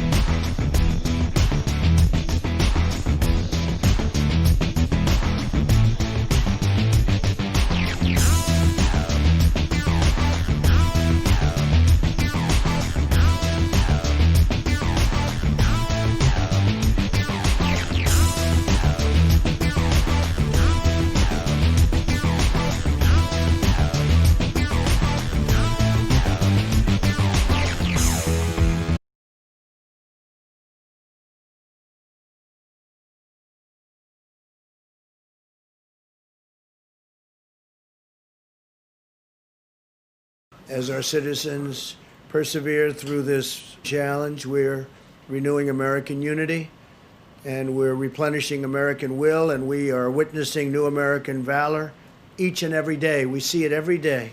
And this crisis reminds us that no matter how hard it gets, no matter what obstacles we must overcome, especially after going through this nightmare, this evil beast like me. Welcome to the swamp. I am your voice. I am racist, terrorist.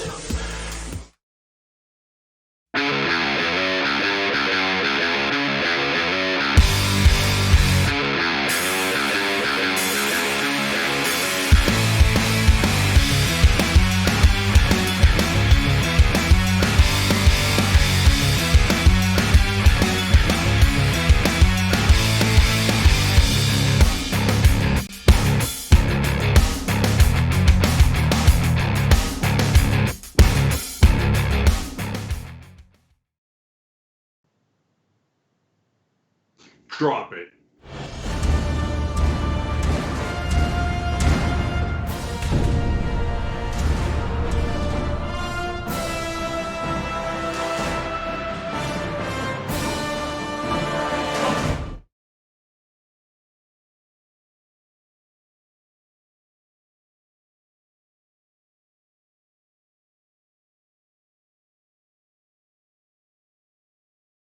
See you.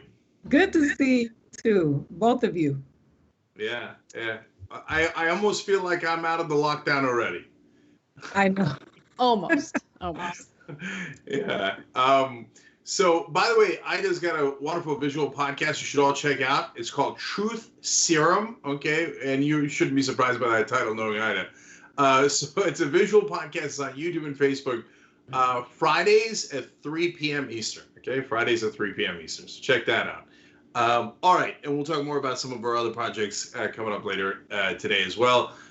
We got a big show ahead for you guys. We have lots of really interesting video that we want to share with you. Some updates, obviously, on the George Floyd story, updates on Donald Trump's insanity, as usual. We have all of that.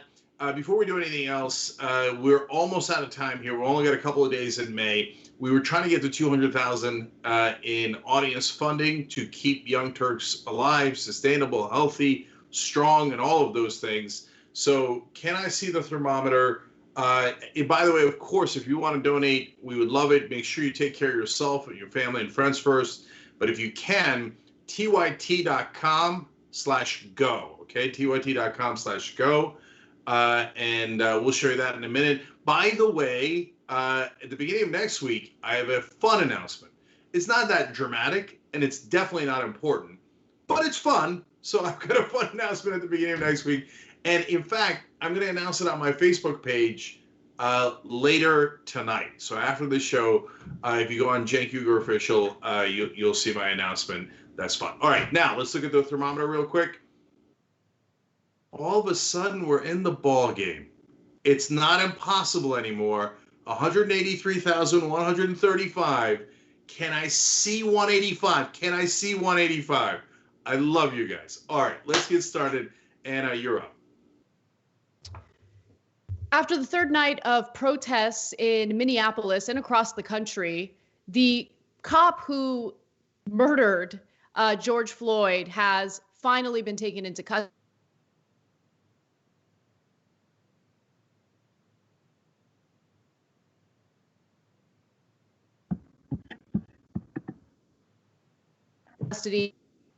Investigation was ongoing regarding the three other officers. And I want to make clear that the protesters not only demanded that Chauvin be taken into custody and charged criminally for what happened to Floyd, but they also want the three other officers who have lost their jobs to also face a criminal investigation and criminal charges. Now, with that said, there's been more and more footage, surveillance released showing what the scene looked like. And for the first time, we get a better look at what the other three officers were doing during the time that Floyd was being suffocated to death by Chauvin. So we're about to show you a video that's difficult to watch. As we all know, this was a horrific act, and this video is no exception. But with that warning, here's what I was talking about. My face is gone. I can't breathe, man. Please. Please let me stand. Please, man, I can't breathe.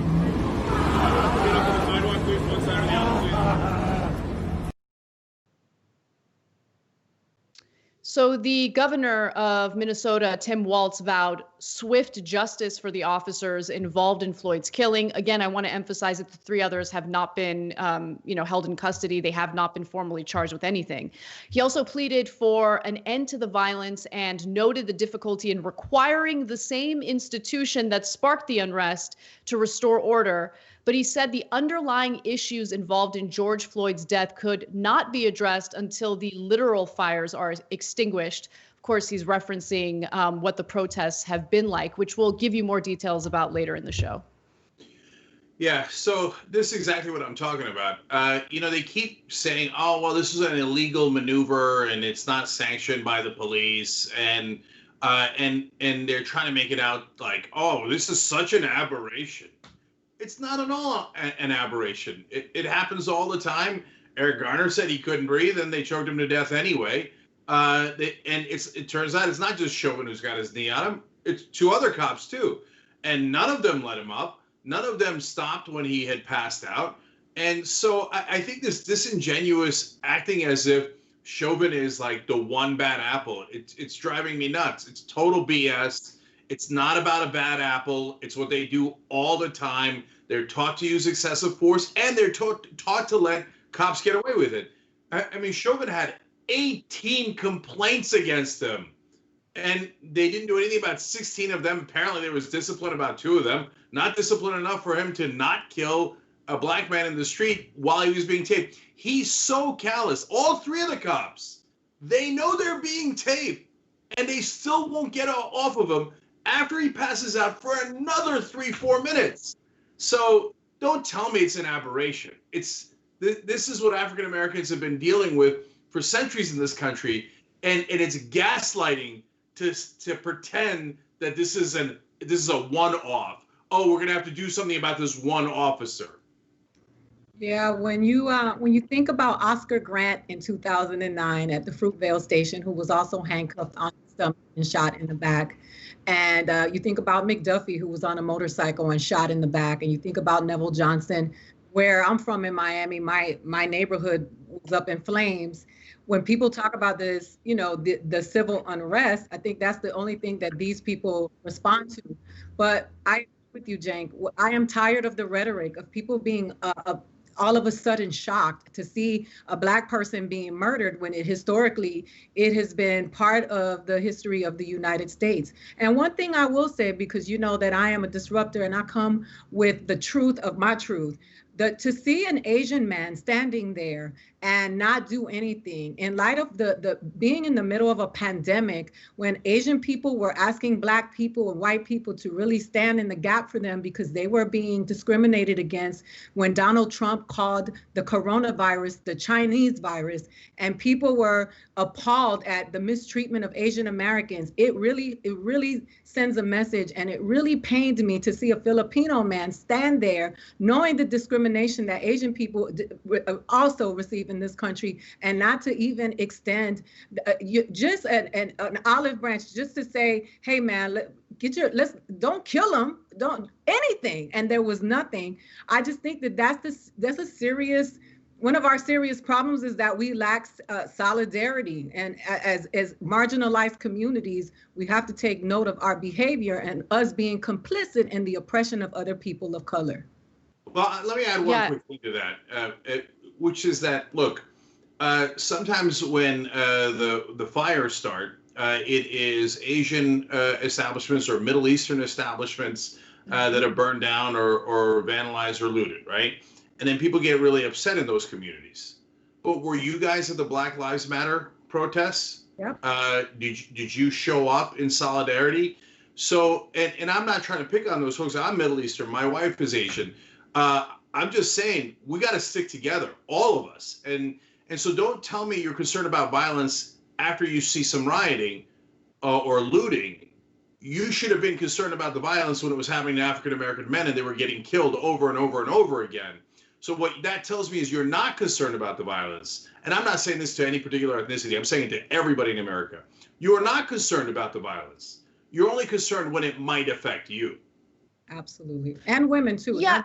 Breonna Taylor was also slaughtered not just recently. That's right.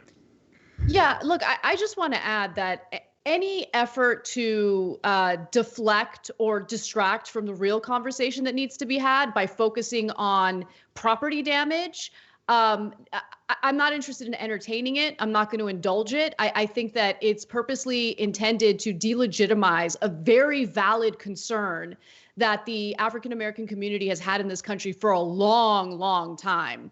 And what we should really be asking ourselves is, what happened to lead to what we're experiencing today? I mean, when you create a system that makes people feel as though they have nothing left to lose, what do you expect? When someone like Colin Kaepernick gets the type of reaction he did for peacefully protesting, for kneeling during NFL games, and he gets the kind of treatment he did, he loses his professional football career as a result. The president of the United States refers to him as a son of a bitch, okay, for that peaceful protest. So you can't protest peacefully without the criticism.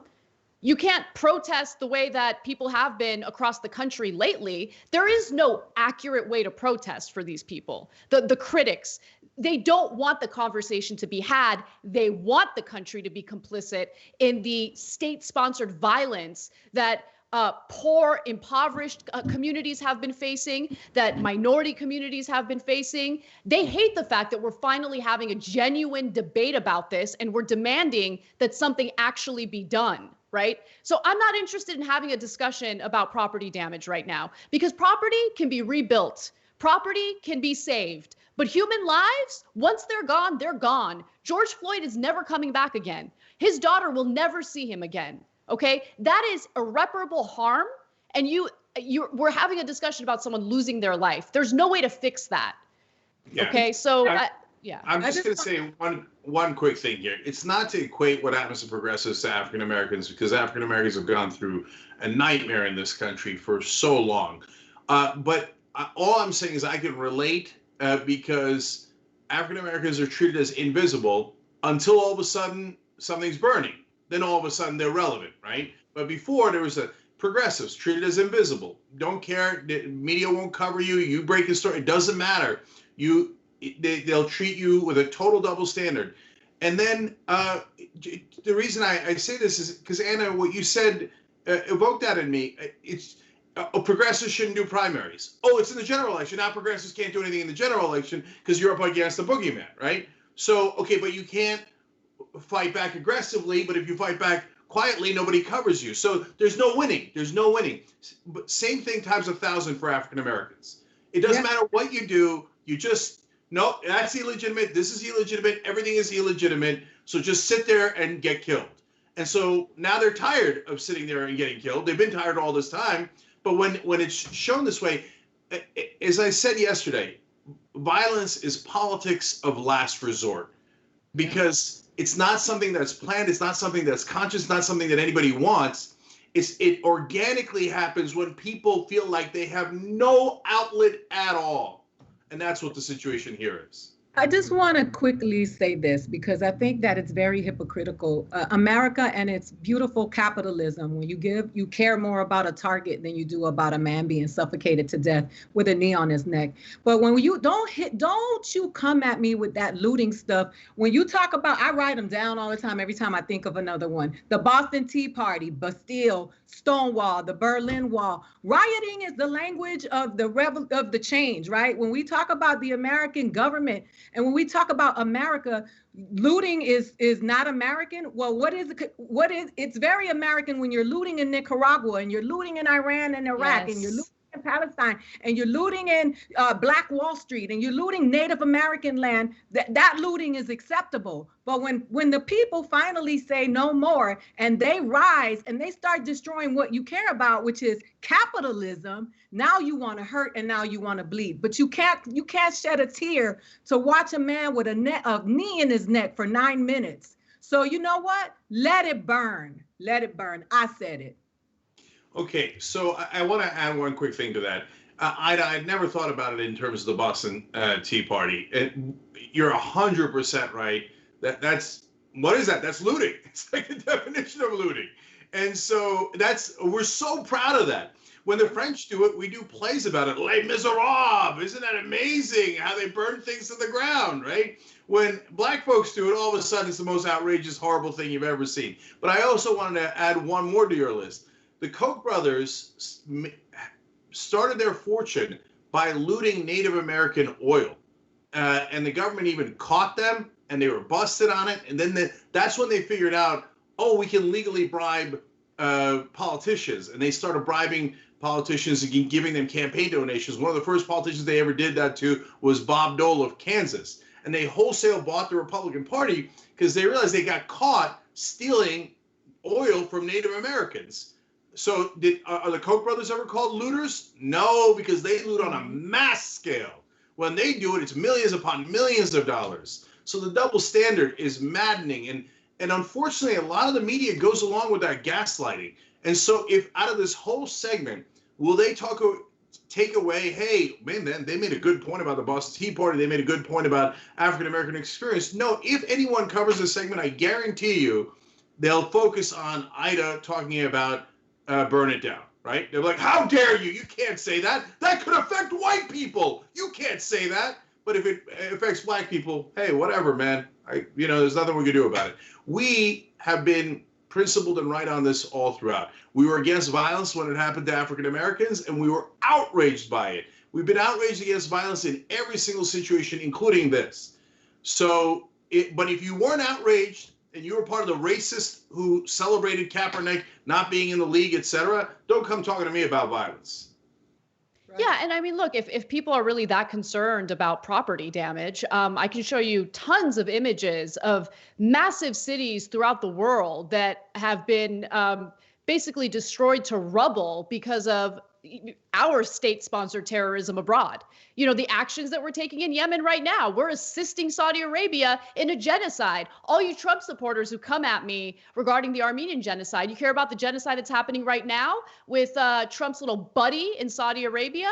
I mean, they're insincere, disingenuous, and they love violence. They love violence. I don't buy for a second that the people who are accusing the protesters of violence right now actually have a real problem with violence. They have a problem with the individuals who are standing up for themselves. They have a problem with the message they're trying to send. And at the end of the day, that's all it's about. So that's the reason why I have no interest in indulging their nonsense talking points. It's the same thing over and over again. They're the same people who sit back and watch our own children die in these mass shootings and do nothing about it. They support that kind of violence day in and day out. All right. So let's talk a little bit about who Chauvin was, because we're learning more about him. Chauvin worked as a security guard at a nightclub in Minnesota, and we're actually learning that the victim in this case, George Floyd, also worked as a security guard. Recently, the press spoke to the owner of the nightclub, and we've learned a little more about who Chauvin is, but more importantly, what the police officers in the area are like when they work as security guards at her nightclub. Take a look. Noticed that he got very anxious when there was an urban night where there were a lot of African American people, as did many other officers. He was certainly not the only one. What did he do? How did he act? Well, really, it's systemic, because it started all the way from licensing and went through the third precinct, and then was an expression of also how the officers reacted when they were there. I would just kind of characterize it as skittish. So they would get very nervous very quickly and want to pull out the pepper spray with any little thing that might happen. And they certainly acted very kind of group mentality. They always had to call backup if a little tiny thing happened. So it was different than what we saw in our Latin nights. I mean, I'm not surprised, but I'm glad that we have more people coming out and talking about who this cop was as a person. Yeah, I mean, look, we've been saying it for 2 days. The guy had 18 complaints against him. So it's the system that knows who he is. Was he taken off the street? Nope. I don't. That is in essence the system saying we don't have a problem with a guy who gets 18 complaints. And it's not just about him. That sends a message to all the other cops. Don't worry about it. Don't worry about it. We'll get your back. You do anything you like to those people because they don't matter. And so is anyone on planet Earth that's being honest surprised that the cops are more hostile and on guard when they're dealing with African Americans in any context? Look, I don't even think the right wing would pretend that that isn't the case. I think the right wing would just say, yeah, but they had it coming because, black people are violent. And so that's why cops are naturally more likely to be on guard with them, et cetera. They don't realize that they're owning up to their racism, but that no one thinks, oh, yeah, cops, they are white, black, Latino. They can't tell the difference at all. Look, some now, including and it maybe especially on the left, think, bad guys go into this profession in the first place. I remember having arguments with Jimmy Dore about this. And I don't know the psychology of that, and I don't care, and I don't think overall, even if that were true, that would be a minor point. The major point is, what does the system encourage and incentivize? And what does it discourage and disincentivize? So when it says to cops, you can do anything you want to minorities and always get away with it, and hey, be on guard for these type of people, it encourages this. So don't pretend that you're surprised when you see that George Floyd video, because that's the system we built. It was built to do just that. It's not the bug, it's the feature. It's so much embedded in the DNA of this country that a woman at Central Park can say, I'm going to call the police and tell them that an African American is harassing me. It's so much part of the DNA of the country that a white woman will fake crying to the cops because she knows that she can weaponize the police against Black people, and it will probably result in violence. That is how how common it is. We see the barbecue Beckys, and we see the Central Park Sarahs, and we got a long list of them now, but it's because even they know that the police will come faster when it comes to Black people. They will probably be more violent and more aggressive. The other thing that I wanted to address is about when they say that Black people are violent or that Latinos are violent and marginalized people are violent. Isn't it ironic that the most violent people on the planet, the ones that went over to Africa and kidnapped people, enslaved them for 400 years, built their country on free labor on the backs of these people, the people that go and who raped and pillaged the First Nations people of this country, the people who go abroad and terrorize, as Anna said earlier, that it's happening in the Middle East, it's happened throughout Central America, have the audacity and the gall to classify a group of people who have been subject to their reign their whole lives as violent. I find that a little bit odd. Look, the United States just orchestrated a coup in Bolivia to overthrow a leftist leader, and the images of violence by the now right-wing government there, the right-wing government that the United States supports, is just, it makes your stomach churn. It's disgusting. We support all sorts of violence around the world and in our own country on a regular basis. I'm not bringing this up to justify violence. I'm bringing it up to make a point about how the very people who claim they're against violence when it comes to these protesters are the biggest supporters of violence when it comes to financial interests, corporate interests, business interests here in the United States, or when it comes to the gun lobby.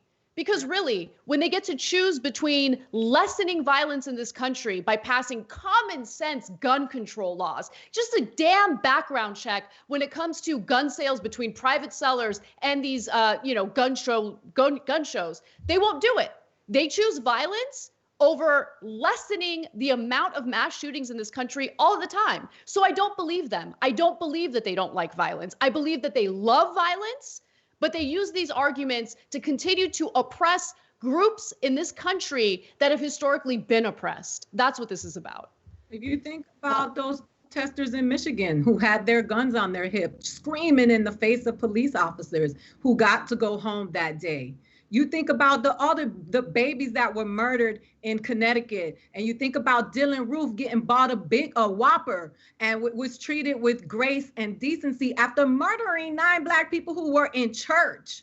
So I don't want to hear all of that. And you know what's funny? We have these conversations, and these politicians, who the Republicans and Democrats alike, they politicize these events. They pretend Democrats, we historically have been on the side of civil rights, yet nothing has changed in the communities of Black and brown people since the beginning of time. It doesn't matter who's been in office. So we can sit here and have these fake conversations about how it's going to get better because Donald Trump is out of office. Donald Trump is just a symptom of the bigger disease. And as idiotic as he is, Mitch McConnell is more dangerous than him because he has half a brain. So let's not try to play the game like these political parties have not been benefiting from the multiple deaths, unnecessary deaths of Black and brown people. It is time for us to have a real change in this country. And if people, I don't advocate for violence, and I don't get anything out of white people being hurt. I cried for those babies and those high schoolers, just like I cry for everybody else, because I believe in the value of all human lives. But I will not stand next to anybody who thinks that a brown or a Black life is less than a white life, and it is only valuable when your neighborhood is shaken. So real quick, two things to add to what you guys said. One is, look, there's a lot of things that I love about this country. We moved to this country. At the same time, if you're being honest about how we came to be a country, of course we were born of violence. Slavery is the most violent thing you can imagine. And now the right wing claims, oh, we're all about liberty and our history and tradition is about liberty. Well, some of it is, and the other half is the exact opposite. It is the most violent, bloody thing you could possibly imagine. And what's manifest destiny? God says we should come and take your stuff and kill you along the way. I mean, to say that the country did not arise out of violence is insanity. Of course it did. And to Ida's point about the Michigan protesters, somebody did a side-by-side on social media of what Trump said about them versus the protesters in Minneapolis. The white guys that came with assault rifles and threatened legislators and cops, et cetera, he called them very good people. For the protesters in Minneapolis, he called them thugs. Of course he did. So that's Donald Trump for you. When we come back from the break, we'll give you the entirety of that statement, which was eventually flagged by Twitter. And later in the show, we'll give you other angles to this story, including a story involving a Black CNN reporter getting arrested for doing absolutely nothing wrong while reporting on the protests in Minneapolis. Come right back.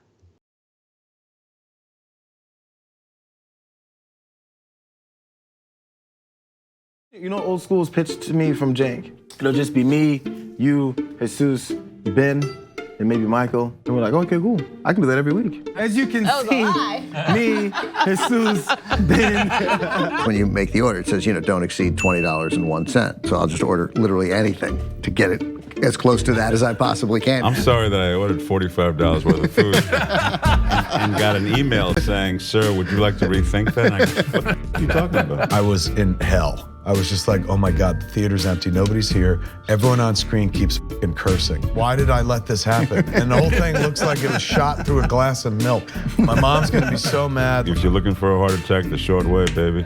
Wrong! I did put mayonnaise on it. I'm the most in shape, overweight person you'll find. That's right. He was like, why didn't you answer my call? I called you 39 times. Yuck. But what makes you stop right before 40?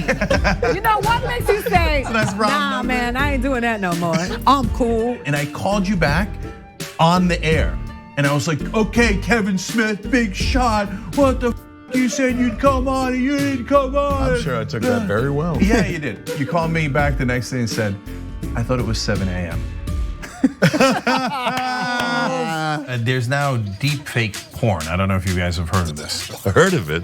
I just had some in the car. I'll tell you who I'm not f***ing, Ben Mankiewicz. Have you guys ever felt that? Not ever. And now it's just the three of us. This is the intimate hour. By the way, the last half hour of this, we're not even rolling. Fair enough. Right, man. Kingsley. See, I watch movies. I'm done with both of you. Once Craig starts laughing, I can't stop. And I was just going to ask you about getting high. Snoogans, Snoochie Boochies. And members, of course, you can get the whole damn thing. TYT.com, join, and free trial. I'm old school with the old folks. Good John, come back.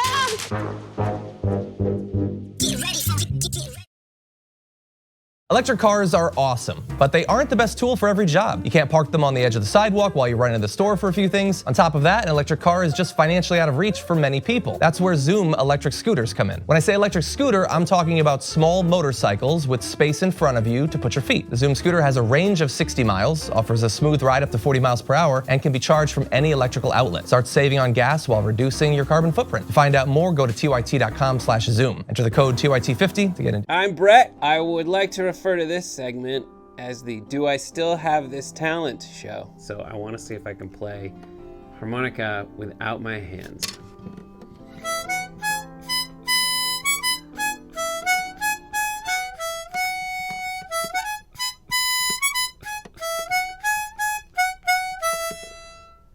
I don't know why I have that. Nothing's gonna be more impressive than that. I can also spin a basketball on my finger.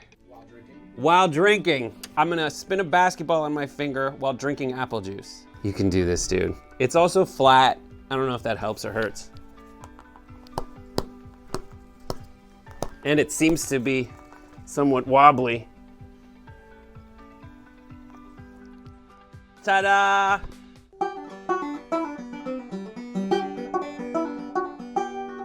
Nope, I don't know how to do this one. This one's a fail. Nope. Oh God, I'm so mad. I know what you're thinking. Cenk, where do I get unlimited, commission-free stock and ETF trades? Man, do I have good news for you. Doe.com/TYT. Yes, it's really unlimited trading. Yes, it's totally commission-free. Yes, they explain what an ETF is if you don't know it. But that's what's great about Doe, because they have wonderful explainer videos, and you got zero minimum balance. You got nothing for commissions. Doe.com/TYT.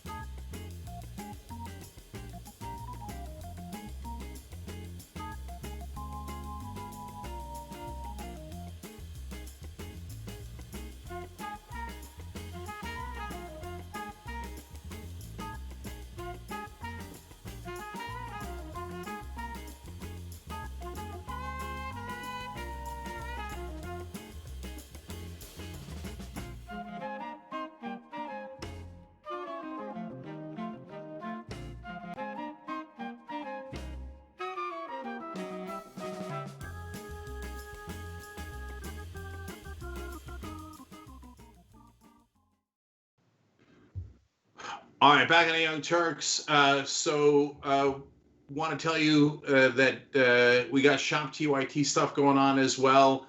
Check it out. All of our shirts. We got a new summer shirt there. We got the Great Indoors shirt there, and the one I'm wearing. You can go to a one. Oh, look at that! The Great Indoors. And then you got the Light in the Darkness Batman shirt going on there. I'm wearing my "If you can read this, you're not practicing social distancing" shirt on. I love this one. Everybody loves this. Okay. So check that out at shoptyt.com. Let me take a quick look at the thermometer here at tyt.com/go. We're trying to get to 200. I don't know if we could do it by the end of the weekend, but we're at 184,679 now. 185 would be amazing, guys. Thank you for participating. I'm going to read just a couple here. There's 1,000 that say how much they love Aida Rodriguez.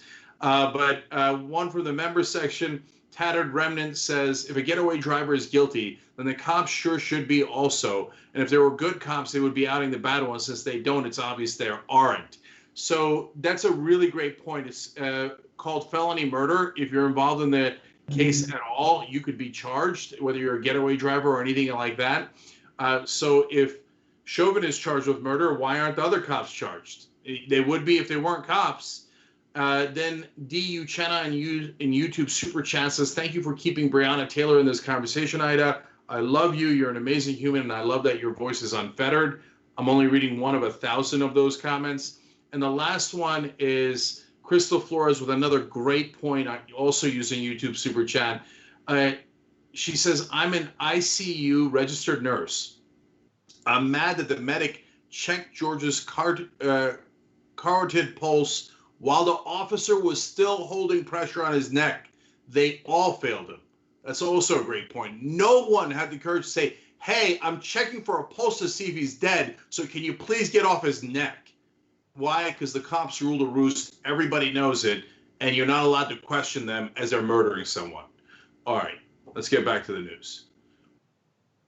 All right. Well, on the third night of nationwide protests in response to police brutality and the murder of George Floyd in Minneapolis, Donald Trump decided to do what he does best, add fuel to the fire by inciting violence. In a tweet, he wrote, "These thugs are dishonoring the memory of George Floyd, and I won't let that happen. Just spoke to Governor Tim Walz and told him that the military is with him and all the way. Any difficulty and we will assume control, but when looting starts, the shooting starts." So that last line was a reference to something that happened in this country's history. It was a reference to a Miami police chief in 1967 who was incredibly brutal to the Black community and had absolutely no problem whatsoever in using excessive force in order to brutalize them. And so Twitter apparently did something about this, which honestly, after Trump had his childish little meltdown about being fact-checked on Twitter, I didn't know if Twitter would ever flag anything that he does or fact-check anything that he does, but they did include a flag saying that this tweet violated the Twitter rules about glorifying violence. However, Twitter has determined that it may be in the public's interest for the tweet to remain accessible. So the tweet is still up, but it has that note indicating that it's glorifying violence. So when Trump realized that he had been flagged, he went ahead and used the official White House Twitter account to tweet the same thing, but later that was flagged as well. You know, it's funny. I tweeted that Donald Trump had a thigh gap that didn't have a thigh gap, and they flagged my tweet for saying it violated the standards, and they took it down. And then they warned me that my account could be suspended because enough people reported it. And so it's interesting to me that he can incite violence, which he does with frequency. Now, let's not act, because the thing about Donald Trump is now he has made it abundantly clear where he stands, right? Mexican immigrants are rapists, the looters are thugs. And let's not forget that one of those thugs that was looting, whose name they said is Tom Peterson from one of the articles that I read, was a cop. So when we talk about these people who were looting, there were a lot of white people out there. There was a white woman that was pretending, that was in a wheelchair. She was stabbing Black people, and they finally they had to put an extinguisher on her. She stood up. She was stabbing people with a knife. Like his language is cold. It's direct. He is directly speaking to his fellow white supremacists when he uses that language. He is not in all thinking about Minneapolis. He's not thinking about the country. He is thinking about his base that he expects to stick with him in November, because now he has messed up so much that even the people who were supporting him are embarrassed to be affiliated with him, because he's such a messed up PR job. He is just a walking chaos and nonsense and foolishness, from injecting yourself with bleach or whatever it is. Anyone who says that they're a decent human being or has any level of intelligence has to distance themselves. So what is he doing? He is going straight for the people that he thinks are going to rock with him in November, because he knows that anybody who has any shame, dignity, or sense cannot possibly stand behind that. Okay, let me tell you a little bit more about where the quote comes from. It's from Walter Headley. He was considered a so-called tough cop back in 1967. Now, if that was in the middle of the civil rights era, so if you were considered a tough cop, that meant you did tremendous police brutality against African Americans. In fact, Headley also said, quote, "We don't mind being accused of police brutality." So he celebrated it. Now, Trump is too ignorant to know any history, even one that is as close a kindred spirit as Walter Headley. So, and the quote is identical. When the looting starts, the shooting starts. So the Can I read the entirety of the quote for the audience, because I think it is important to show how it's the exact same thing that Trump said. So this is from Walter Headley. Again, he's the Miami police chief in 1967. He says, "We haven't had any serious problems with civil uprising and looting because I've let the word filter down that when the looting starts, the shooting starts. We don't mind being accused of police brutality. They haven't seen anything yet." And by the way, he was notable in the 1960s for using shotguns, dogs, and heavy-handed stop and frisk policy in order to fight crime in Black neighborhoods. In other words, brutalize Black Americans in the 1960s.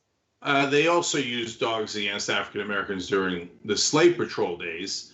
They had the same badges as cops do now. That's also where the Second Amendment comes from, to protect the ability of the slave patrol to carry weapons as they were chasing Black men down and preventing their liberty and killing them and lynching them, and the list goes on. So dogs, shotguns, and by the way, stop and frisk goes all the way through to Mike Bloomberg in New York, and who, by the way, has proudly endorsed Joe Biden. And this is what drives me crazy about the media. We call out Donald Trump more than anyone does, but we also call out Democrats when they're wrong. The media, on the other hand, as soon as Bloomberg was out of the race and endorsed Biden, oh, Bloomberg's fine, no problem at all, nothing to see here, let's all move on. I wonder if he also used dogs on African Americans, they would be okay with it. Probably they would, because he's a billionaire. Anyway, back to Headley. That direct quote, somebody must have told Trump. Now, granted here, we're very careful when we tell you things we know and that are facts. Here in this case, I don't know that.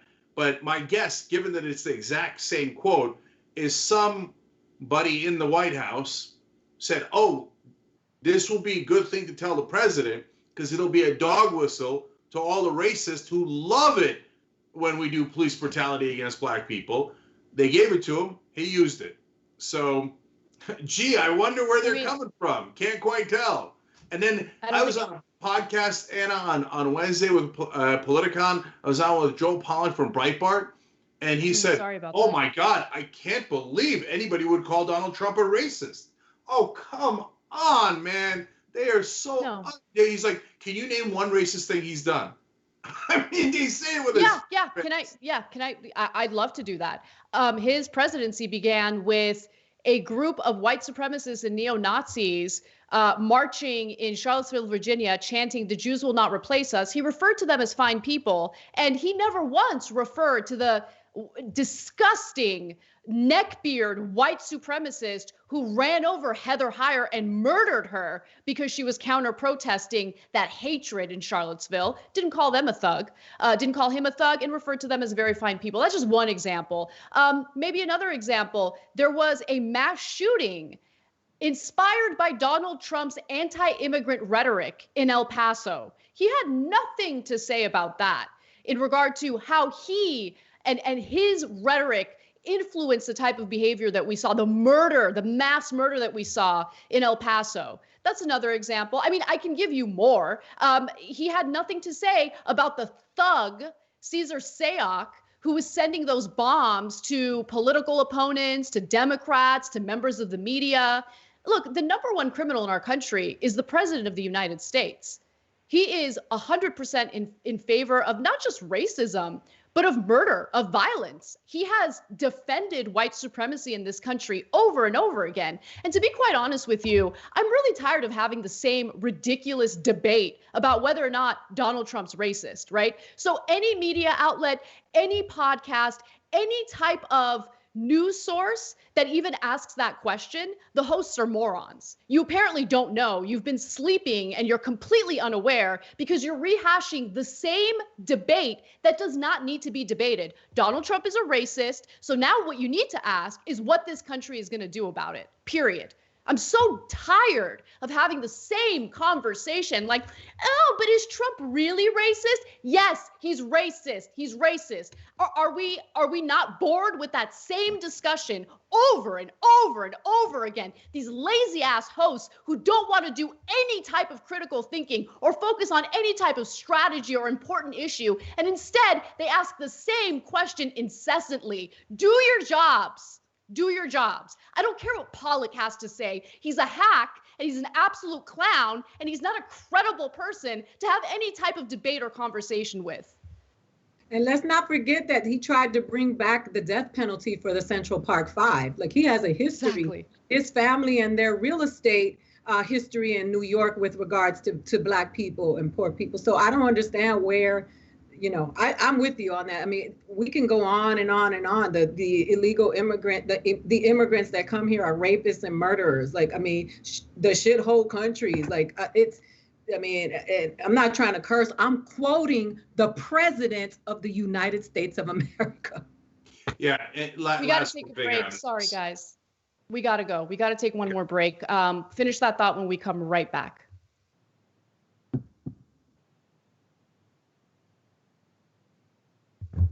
You're about to watch some behind-the-scenes footage of the Young Turks. Ooh. Now, these are partial videos. If you want to get all of them, you become a member. Go to tyt.com/join, and you'll get all the behind-the-scenes of me, Anna, John, JR, a little bit reality show-like. tyt.com/join, and enjoy this. You know what you're seeing behind me? Jersey. Hold.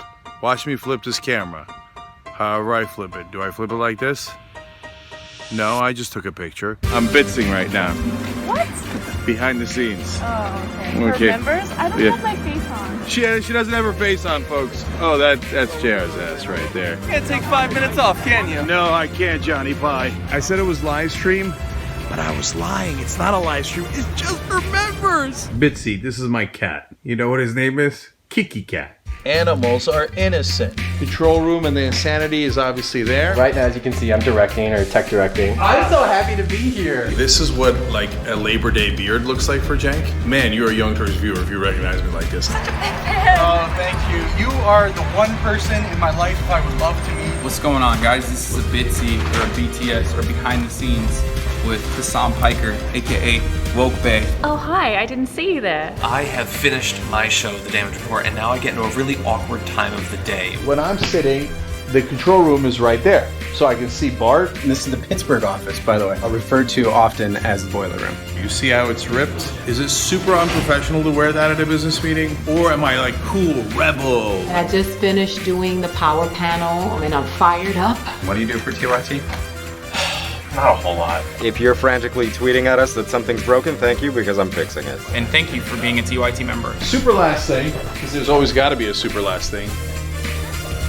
Oh, that was disastrous. This has been behind the scenes, behind the scenes.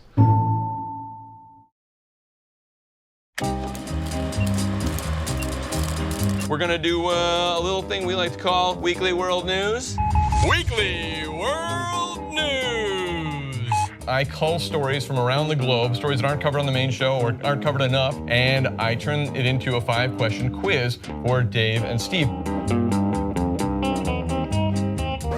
All right, do we have our answers? A from Dave and C from Steve, and the correct answer is B, an oil tanker that sank off the coast of China. Okay, we have one answer of B and one answer of C. What is the correct answer? It is, of course, A, an airplane wing walking stunt gone wrong. Okay, we have an answer of A from Dave and C from Steve. The correct answer is B. We have an answer of B and C. What is the correct answer in true Weekly World News tradition? It's A. Come on. Taking the bear out for ice cream. That can't possibly be true. We're terrible today.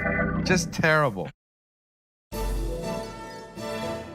When news is breaking and when you need Brett Ehrlich, it's time. When news breaks, when news is breaking and you like. When news is breaking and you need Brett Ehrlich, it's time for Breaking News with Brett Ehrlich. This is Breaking News with Brett Ehrlich.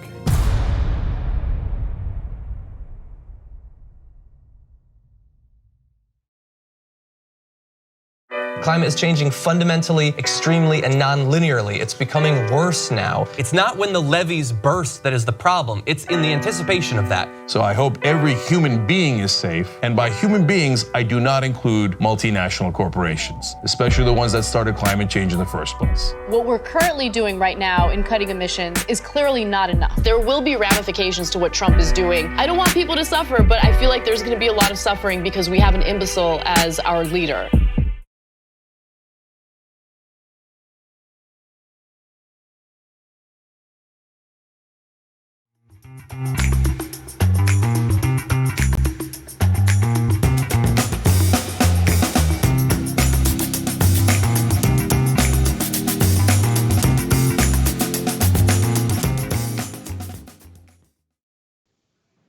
All right, back on the Young Turks. Progressive Pirate writes in the member section, cough, cough, Stephen Miller, cough, cough. I didn't say it. Okay, dyt.com/join to become a member. I'm pretty sure he's referring to the person who might have wrote the quote about when the looting starts, the shooting starts. Chris says, I donated after hearing Anna on the damage report. Progressive media is too important not to support. Love that, Chris. Really appreciate it.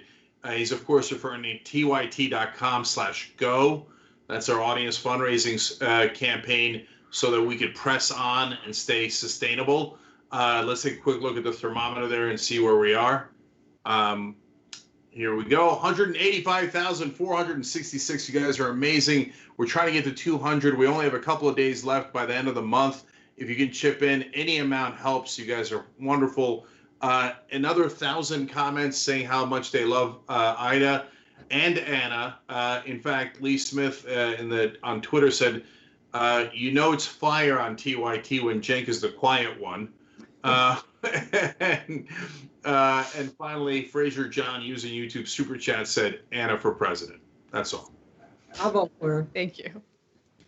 I'm just so tired of people trying to pass themselves off as journalists while they ask the same tired question over and over again because they don't have brains and they can't think for themselves. Is Donald Trump, is he racist?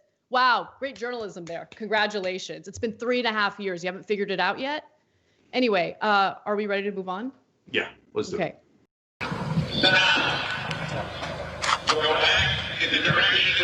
That is an American television reporter, Omar Jimenez, being led away by police officers. He clearly identified himself as a reporter.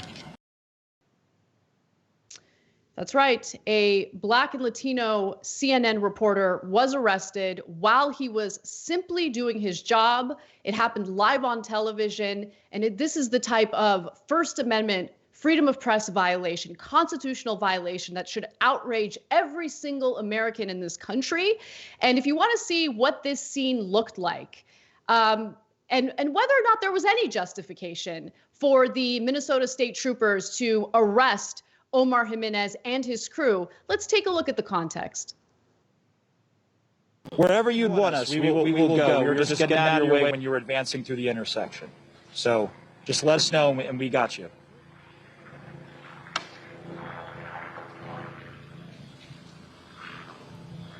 And this is a scene here playing out in Minneapolis. This is part of the advanced police presence that we saw come over the course of really minutes when the local police showed up at the fire department, or with the fire department, I should say, on that building we showed you that was burning. This is among the State Patrol unit that was advancing up the street, saying and scattering the protesters at that point for people to clear the area. And so we walked away. I'm sorry? You're under arrest. Okay. Do you mind telling me why I'm under arrest, sir? So there he is getting arrested. That was the first part of the video. And it was obvious that he is a CNN reporter. He had a CNN badge that was clearly visible. He was in the middle of a live hit. It was clear that he was a journalist, someone who was also complying with what the state troopers want, and they decided to arrest him anyway. Guys, I just want to go to this final video, and then we'll open it up for discussion. Why am I under arrest, sir? Officer is with CNN, and he's on the air right now. Okay. You are arresting him live on CNN. We told you before that we are with CNN.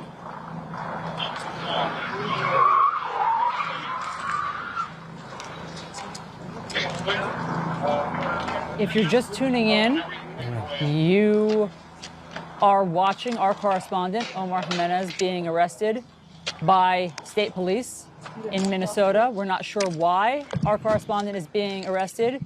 Hang on 1 second, Allison. Let's listen into what these officers are saying.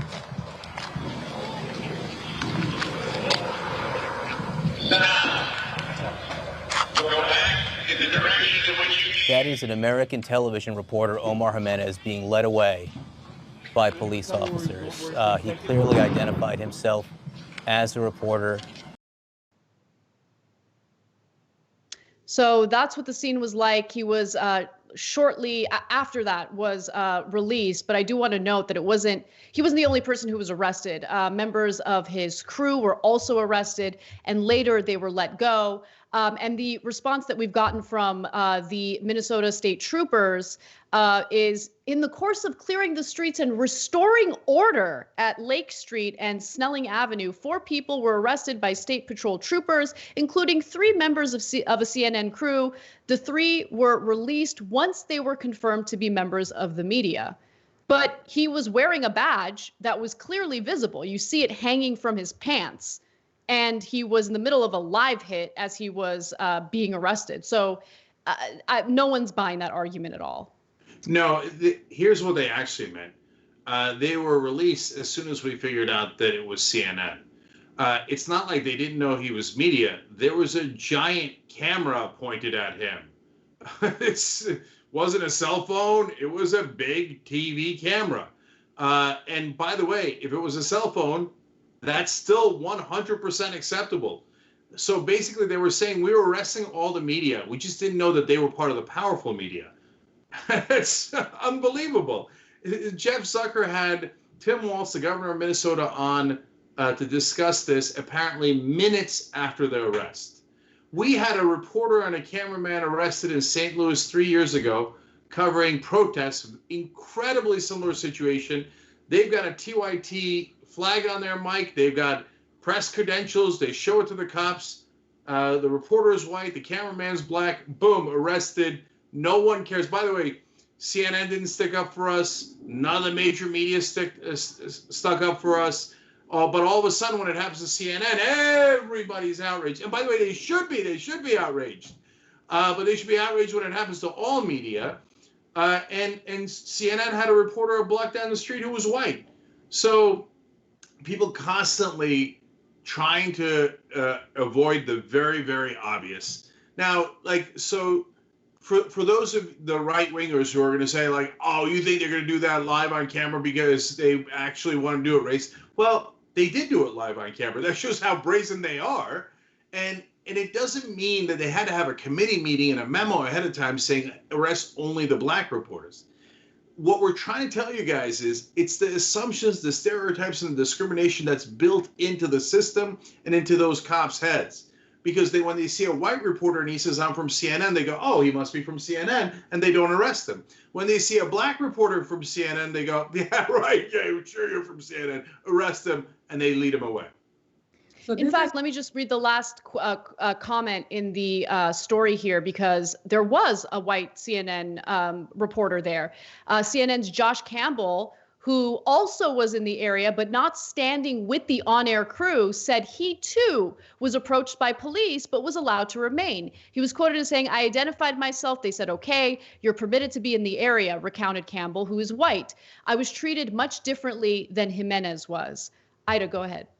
So, yeah, that's what I was going to say. There was another white reporter in the vicinity who wasn't treated that way. But this is why I have such an emergency call to action when it comes to Latinos who don't think that this could happen to them. This is an Afro-Latino. And yes, when they see you, they see a black person. They don't care if your last name is Jimenez and you speak Spanish. But the other thing that I want to say is that the trying to shut down, first of all, the race soldiers that have infiltrated law enforcement, who are part of these white supremacist groups, they really think that they are beyond the law. When someone says you think they would do that on camera, yes, they kill somebody on camera. Why wouldn't they arrest a black person on camera if they murdered a black person on camera and thought that they were going to be okay with it? And the other thing is, for all these people who are always talking about the Constitution and the Patriots, that scene looks like the scene from a third world country or a communist country where the press does not have the right to speak up. You should be weary. You should be concerned that in the middle of a civil unrest, they are arresting members of your media after the president is reciting the language of dictators. We should be this is a state of emergency right now. And I don't understand why people don't realize the sense of urgency of what is happening in this country right now. So take us out of it, even though it literally happened to us. Say it's democracy now. You know what? They would have arrested the black reporter and no one would have cared. They would have gotten away with it. And so the only reason they didn't get away with it was because it was a major cable news outlet. Every other media would have been arrested, and that's why they did it. They did it because they know 99% of the time they're going to get away with it, and the rest of the media isn't going to stick up for them. That's what's going to happen. I mean, unless it's you're absolutely right. Amy Goodman has been arrested for no covering one cared, and protests. no one stuck up for her other than us. Yep, exactly right. All right, we are going to have an awesome post-game show today. Become a member. Go to tyt.com/join. Members help keep us sustainable, and we definitely need your help, especially in these trying times. Everyone else, have an awesome weekend. We'll see you soon.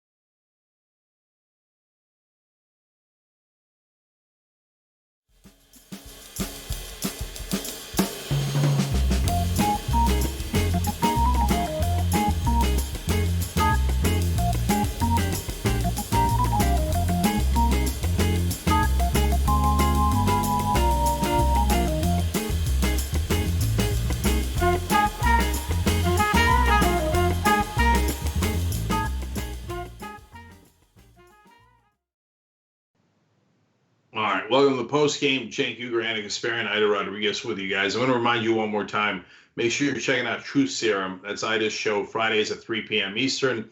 It's a visual podcast on YouTube and Facebook, so check that out. All right, Anna, you want to take it away? Yeah, let's do it.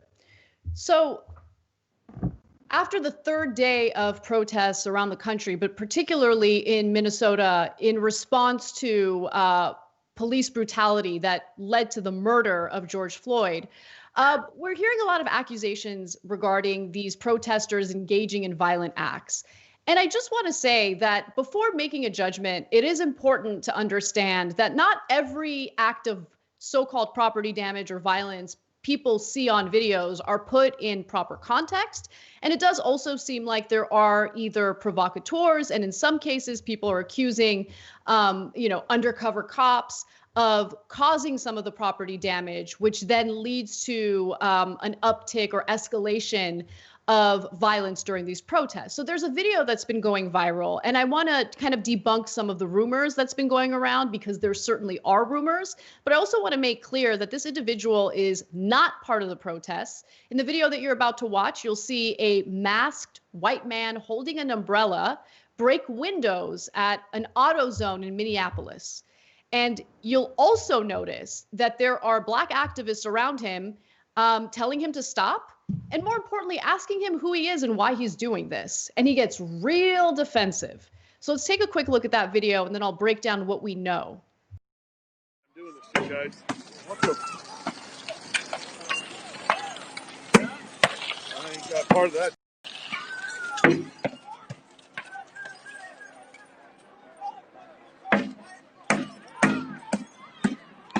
Dude. Oh, I zoomed in. I'll zoom out a little bit. Those cops will come for you if you're pulling that crap. So later in the video, you see one of the Black protesters approaching him and asking, like, who are you? Why are you doing this? And he gets defensive. He runs away. And so people started posting this video online to try to figure out who he is. Can we identify him? And there have been rumors indicating that he is an undercover cop working for the St. Paul, Minnesota Police Department, because there was a woman alleging that she is an ex-wife of his who recognized the mask he was wearing and said, no, that's definitely my ex-husband. But that has not been confirmed. Look, I hear the people who don't trust what the police departments are saying. I totally understand that. But I do fear that there'll be consequences against the wrong person, that the wrong person will be targeted. And I don't want that to happen. So here's what the St. Paul Police Department says. Rumor control, super goofy way of starting this. We are aware of the social media post that erroneously identifies one of our officers as the person caught on video breaking windows in Minneapolis. We've seen it, we've looked into it, and it's false. They continue to say that the police officer in question had a valid alibi and was actually with a superior at the time that this incident happened. But when reporters asked if they could interview the alleged cop who was allegedly in that video, they said no. But we're hearing denials from the police department. I don't know whether or not it actually is the cop in question. What I do know is, at the very least, this person is a provocateur who had absolutely no interest in being in Minneapolis to protest the death of, or the murder, I should say, of George Floyd. Yeah, I want to talk about what we know as well. That was an amazing video. This is why I love that everybody's got smartphones and they're taping. So we know he's not a protester because the protesters come up to him and say, hey, what are you doing? Why are you doing that? And they basically chase him out. In the longer version of the video, that man you see there in the colorful shirt follows him all the way out to the parking lot. They almost get into a fight. And he asks the guy in the colorful shirt asks if he's a cop, and he says something like none of your business, and so whoever it is on whichever side, definitely not a protester, definitely not Black Lives Matter, and and definitely trying to instigate. Why they're trying to instigate, we don't know. But no, he's not upset at the situation. He comes in and very calmly hammers the windows open as if to say, "Hey, everybody, come on in," right? And he's got an umbrella on, let alone the gas mask, or he's carrying an umbrella. There's no. Yeah, why is he carrying an umbrella? Like, it's super sketchy. No, I'll tell you right now. The only reason to carry an umbrella is so that you cannot be identified by drones, helicopters, video cameras that are above you. And so whoever did it clearly did it on purpose to start something there. So very likely so they can blame others for it. Otherwise, there is no point in the umbrella. There ain't no protester in the world that comes out with an umbrella like that. This ain't Hong Kong. Right. That's somebody who knows what they're doing, right? And so I said earlier that because I also heard the rumors that I heard that it was a cop, because I actually am in touch with some of the people who are on the ground there. And I don't know for a fact that it was a cop. But what I will say that is we laugh at this all the time because it is when the police does something, it's the police who investigates the police that's doing something. So here we go. The police is telling us that wasn't a cop and that cop was with another cop, and that's the alibi that he had. So we got to believe the police telling us that the police didn't do something again. And to confirm that the police didn't do something again, we're telling you he was with some more police. So that is why we are over here saying this. I'm looking at this with the side eye because again, the police is who investigates the police and determines that the police is always not guilty. But one of the reasons they totally do that, right by the about way, that. look, we just, there's no way of knowing whether it's true or untrue, right? But the minute they put out that statement, that's a sign to all of mainstream media, you are not allowed to cover this story. Because if you cover this story, then the authorities will say that you're spreading gossip, rumor, you don't know, etc. Now, look, there's a responsible way to cover it, like we are. We're showing you the video. We're telling you we don't know who the person is. We're letting you see with your own eyes exactly what he did. Is it relevant? Of course it's relevant. An unknown guy with an umbrella and a gas mask shows up to knock out the windows. This is how everything started in the first place in Minneapolis. This guy started it. Okay, so it's a super relevant. If you're a reporter and you're not asking who that guy is, you're not actually a reporter.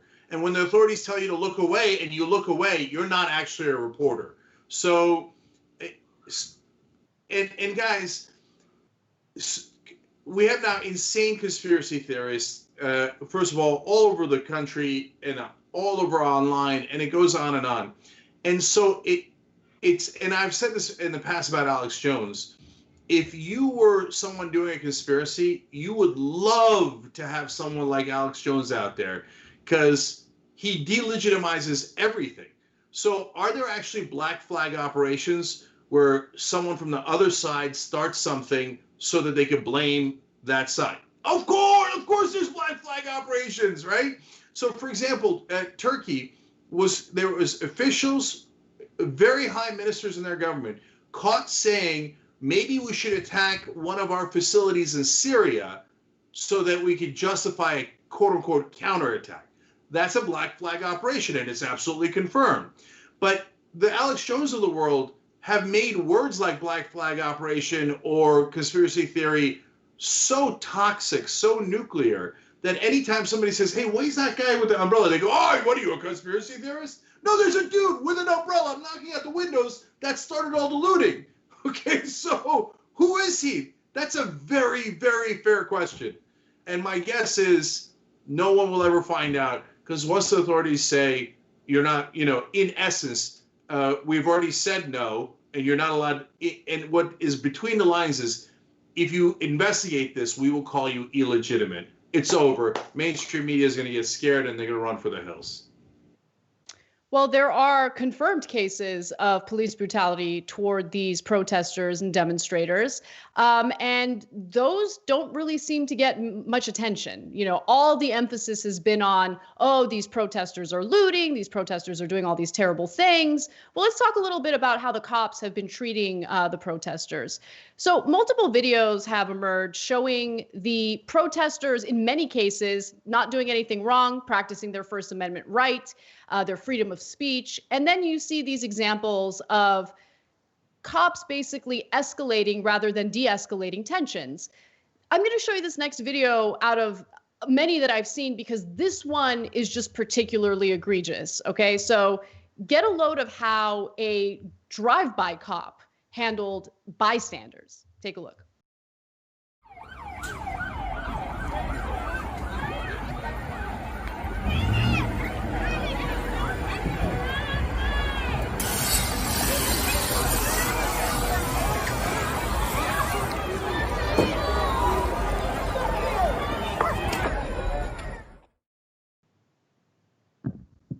Just indiscriminately spraying people as they stand there. No one's blocking their way. They're driving by. No one's posing any type of threat. They're not attempting to apprehend anyone. Just go ahead and pepper spray indiscriminately into a crowd of people. And then turn around and argue that the protesters are the violent ones. The protesters are the ones who are supposedly escalating tensions and violence. The problem often with our media and our government is that they say implicitly that state violence does not count. So if any citizen does violence, they're like, "Wow, that's outrageous! Look at this, the rioting, and oh my God, etc." But when the state does it, well, I mean, that's just the cops protecting themselves. But wait, are they protecting themselves? So in this situation, you see many cop cars go by without spraying anyone, and they have no problems at all. I rewatched that video several times to see, wait, is there any danger for that vehicle? Are people about to jump on the vehicle? I couldn't see any of that. You guys could watch it for yourselves 1,000 times and you won't see it. And the car in front of him doesn't do it. The car behind him doesn't do it. Only that car does it. You know why? Because there's somebody in that car who can't wait to pepper spray citizens. Can't wait. So he's like, I'll just do a drive-by spray. So imagine what that guy did when he got out of the car. Yeah, or what he's done in the entirety of his policing career. There's an attitude towards people of color in Minnesota, though, and that's where Philando Castile was killed by the cops. And I just think that right there just shows the disregard and the negligence for the citizens. And listen, when I tell people of color, I always tell poor white people and I tell Latinos and other, we're just next. We may not be first, but we're just next on the list. That right there, that person didn't take any regard of who it was they were spraying, because there's a white person I saw that goes down off of a bike. It is just, we have a police problem in this country, and it is a valid problem. And that's not to say that all police officers are bad, but we've created a problem with lack of training and proper placement in communities where they have no sensitivity and proper training, and abuse. You know, it is historic, and it's gotten, the more technology we have, the bigger the problem begins, because the bigger the problem gets, because the more aggressive their tools and their weapons become. And so when you saw in Texas when that man killed those cops and they had that robot thing or whatever that thing was, it's like, that's why you have some of these people saying, hey, I'm not getting rid of my guns. What makes me so crazy is that those people who do not want to get rid of their guns and are always talking about how they're going to protect themselves from the government will not in these moments admit that the government is wrong. Well, yeah. I mean, I think that the people who argue that they need their gun rights to fight back against tyranny think about someone like Obama as tyranny, right? Like the type of like state-sponsored violence that they're seeing across the country is something that they want to protect. They've justified it. They've made excuses for it over and over again. They love it. So, unfortunately, the people who are the most gung-ho about their guns aren't really being genuine about fighting back against like a possible dictatorial regime. They're worried about more freedom in this country for people who haven't really had much freedom, for people who've been oppressed in this country. They want to keep the system the way it is. Yeah, if you notice in that video, most of the protesters there were white. And then upon rewatching it, like I said many times, you see the woman on the left right there, and a bunch of them, they're holding up their arms. Yep. I mean, you can't have a position that is more, hey, we're not doing anything wrong, we're peaceful protesters, than holding up your arms. And they pepper spray him anyway, because that cop cannot wait to pepper spray protesters. He literally, in this case, couldn't wait to get out of the car. He's like, he's going to do it right now. So, but those are all wonderful folks who are looking to empathize and to help African Americans who are outraged in Minneapolis. Now, if the right wing were genuine, like you guys said, they would do likewise. Because if you believe them, their number one concern is tyrannical government. I mean, does it get any more tyrannical than when the government has its boot on your neck? I mean, that's a literal phrase. In this case, it was a knee rather than a boot. But so they say, oh man, we cannot have the government put a boot on our neck. Oh, they did it on a black guy and killed him. Who cares? Who cares? I mean, shouldn't the militias and the Tea Party and the Bundy guys be celebrating Black Lives Matter, protesting with them? Shouldn't they all be in Minneapolis going, can you believe the government did this to us? And look at how they took away George Floyd's liberty and they killed him like that, right? And they don't tread on me and those flags. None of them are there. In fact, if you ask them, 99% of them are like, yeah, cops are awesome. The other day you were pointing guns at cops. Oh yeah, but that was because I was worried they were going to take my freedom away. And by the way, my freedom sometimes means I get to lord over you and tell you what to do. And if I can't do that anymore, oh my God, you took my liberty away. So this is definitive proof.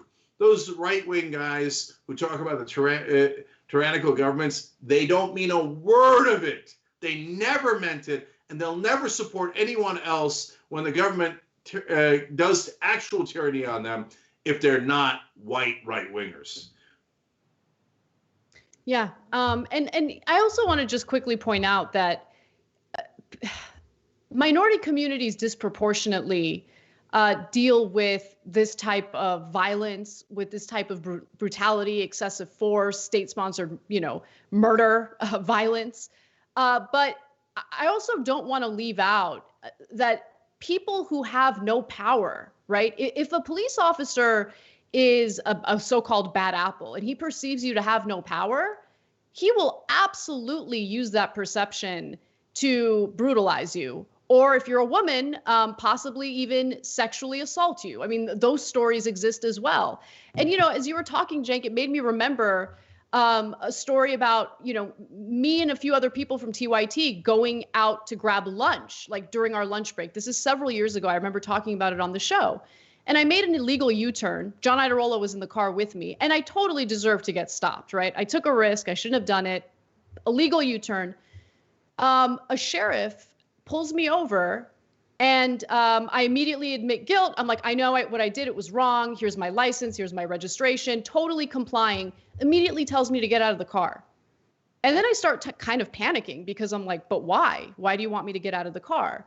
And I start shaking. You can tell that I'm like, nervous about what's happening. And he's like super, super close to me, right? And starts asking me all sorts of questions, berating me. And he wouldn't let up. I told him, I'm like, please just give me the ticket. Like, I didn't, I'm not a bad person. And it wasn't until he asked me, what do you do for a living? I told him, I'm a journalist. Where's your office? I pointed down the street because we hadn't gotten very far yet. He let me go. No ticket, no nothing. And I bring that up because if I were a fast food worker, someone who he perceives as an individual who has no power, I don't know what he would do, because he felt real comfortable getting me out of my car and in front of my colleagues being incredibly close to my body. It was so uncomfortable and terrifying. And people around the country deal with this type of treatment on a daily basis, and they have no platform, they have no voice. And their story never gets told. Yeah, and so for the folks who say it isn't about race, it's about class, my answer is no, it's both. You're not wrong that it's about class. You're right, it is. If you're wealthy or you have some degree of power, you're far, far more likely to get away with anything. And if you're poor or middle class, God help you. But it's also racial. So, and that's why poor African Americans have way more cases of being brutalized by the police, because it's a double whammy. Yeah, and when that guy who went to Harvard was in Central Park bird watching, none of that mattered. His Harvard degree didn't matter. All that woman saw was a black man that she could weaponize the police against. And so and shame on everyone who had to justify the value of his life by saying that he went to Harvard and he was watching birds, as if he was a sanitation worker, his life wouldn't be worth as much. And that's why I didn't engage in that rhetoric, because I don't think you have to tell people that somebody went to Harvard for their life to matter. But that was just a great indicator. And then you see with the CNN reporter, it didn't matter that he was a reporter, and he was there with his crew. And it didn't matter that he's Latino and his last name was Jimenez, as the club owner said that they had extended the Latino community more grace. Race is undeniably, the stain on America's history. Like, that is just the biggest lie ever told, was that you were better because you were lighter. And we've subscribed to that thinking forever, and it's still here. And it is a cancer that is causing a lot of problems. And until we are honest about that, we're not going to arrive at solution. Yeah, one last thing about this. I interviewed Ben Jealous earlier today. You guys will get to see it on Monday. He's a former head of the NAACP.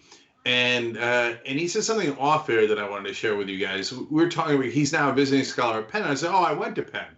And so we started talking about schools, and he said that he got into Wharton undergrad too. I actually didn't. I got waitlisted at Penn, then I got into Penn, then I had to transfer to Wharton, etc. But Ben is way smarter than I am. He wound up going to Columbia and then wound up becoming a Rhodes Scholar and went to Oxford, etc. And he said, for us, we got to get those gold stars so that we could be legitimized. So some folks don't have to get gold stars, but we got to get gold stars so people can say, oh, no, Ben Jealous is okay. He's a Rhodes Scholar, right? And that is so true. And I don't know if you guys can, I know you guys can relate to that. I don't know if everybody at home can relate to it, but I could relate to it. I came from a poor immigrant family, and no one knew our name, and we're Muslims, and if you don't have a gold star, you ain't shit. And so, but if you go to a couple of good schools, then people go, oh, okay, maybe he's okay, and so that matters more to us. And as brilliant as you are, there is somebody in this country, I'm not going to just say the middle of the country, who supports that way of thinking, that with all of your gold stars, who may not even, you know what it is to have to hear someone who works, I'm trying to down anybody, someone who probably doesn't have the same education as that man in Central Park, or you or Ben, having to validate you, thinking they have the authority to validate you because of the color of their skin. And that is why it drives me crazy, because I'm like, who are you to say that that man in Central Park is worth it because he went to Harvard? He's worth it because he's a human being. So as many gold stars as you get, in the eyes of a racist and a bigot, it still means nothing. And that is what's so infuriating about it. Yeah. But even in the eyes of the powerful and the establishment and all, etc., that means something to them. Maybe, just maybe, they'll let you in the club. But in the street, you're still brown and you're still black.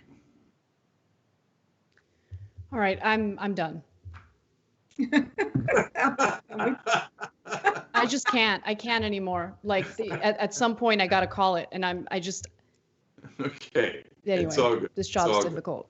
Okay. All right. Look, on a lighter note, Aida, I got to have you on our new Twitch show between me and Uger. So I want to know what you're doing in the quarantine. We'll talk about that then if you don't mind coming on. We had Lance Reddick on this week. We got John Sally coming up next week. We got James Cromwell, I think. Oh, no, Judah Friedlander, then James Cromwell. Ida's going to come in, I hope, if I can convince you to come on. And I got to do like 3 more things now, including an interview. But afterwards, let's all get high. Yeah. I just definitely there. And I know you get really frustrated sometimes, and you get over it. But I want to say thank you to you. I get you guys covered these stories just like you you spoke about Trayvon Martin and humanized him. It means the world to our communities because you know that they're not doing that everywhere. So even if you get weary and if you get tired, just know that when I hit that road, all the Black and brown people that come to see my shows always say, please tell Anna and Jank that we say thank you, because nobody is telling the stories about us as if we are people. So if that means anything, I just want to share that with you, because there are a lot of people who come to my shows and say that. You know what? Thanks, I'm gonna say something here. Sorry, Anna, but I don't know why that was the one that put me over the top. But I've told the audience a couple of times, you know, I never had a moment in my life like Kurt Russell in the movie Miracle, about the Miracle on Ice, the U.S. hockey team beating the Russians. So when they beat the Russians in the movie, Kurt Russell, the coach, goes into a hallway where there's no one, and he goes like, yes, right? And so, I mean, even in like the gold star moments, I got waitlisted and then I snuck in and all this stuff. So I never got to go like yes about any particular accomplishment. And so, but I think I just had that moment when you said that. That's our definitely. Yeah, that's our version of having accomplished something in this life. Oh no, it means the world. So thank you. All right, guys, we love you. We'll see you on Monday.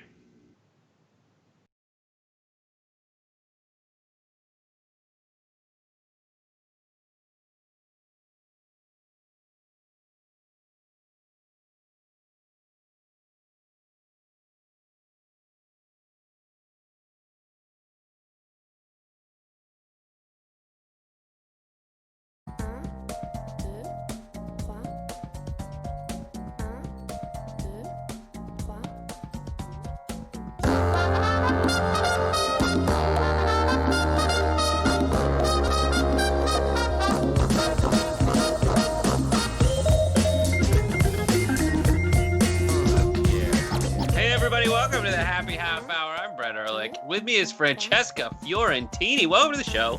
Thank you. Wow, you really are already drunk. It's true. A lot has happened because we're all under a lot of stress, and the only thing we need to do while under quarantine is to stay safe and stay sane.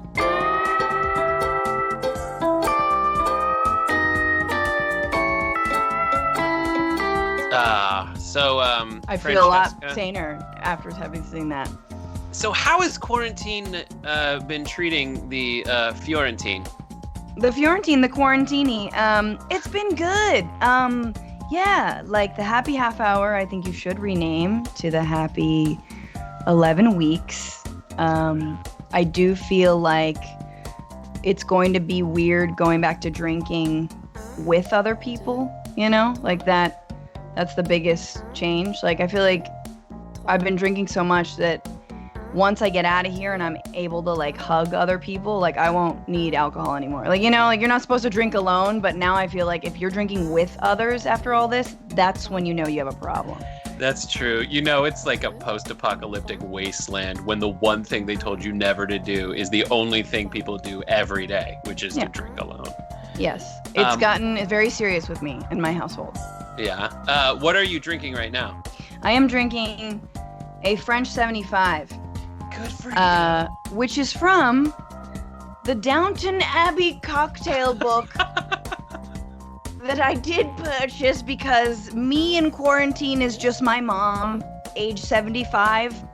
And I did watch all of Downton, and I did fall in love with it, and I have a habit of wanting to drink whatever the person is drinking on screen, because I have a supple mind.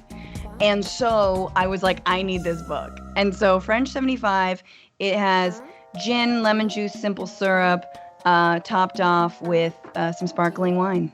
Yeah, I think we've had it on an episode of Happy Half Hour. I don't remember which or who it was with, but I definitely love me a French 75. Does that really typify what's in the Downton Abbey cookbook, or are there other, I guess, drink book?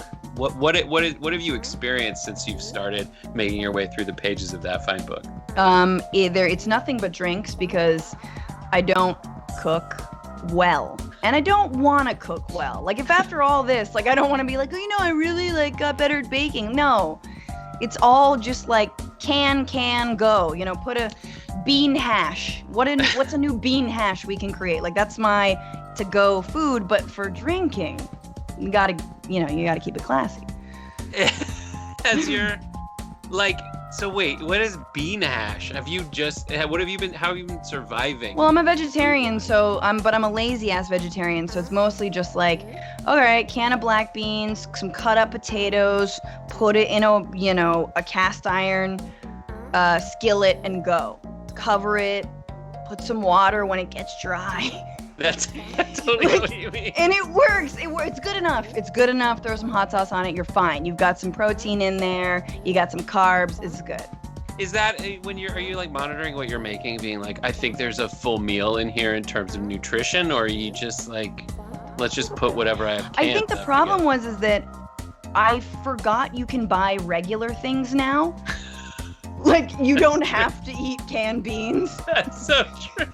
So now I'm like, no, we've got to eat black beans. It's just got to be black beans, red beans, chickpeas.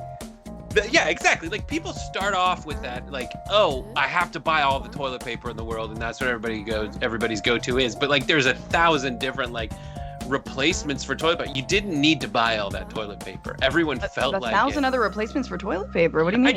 I just mean like that one dish towel. But what you're talking, just anything, any spare leaves. But I'm just saying, like, people started doing stupid crap that they didn't necessarily need to do. Like, the pizza place, when you call them, is still like, I'll be there in the same amount of time I otherwise would have been there in.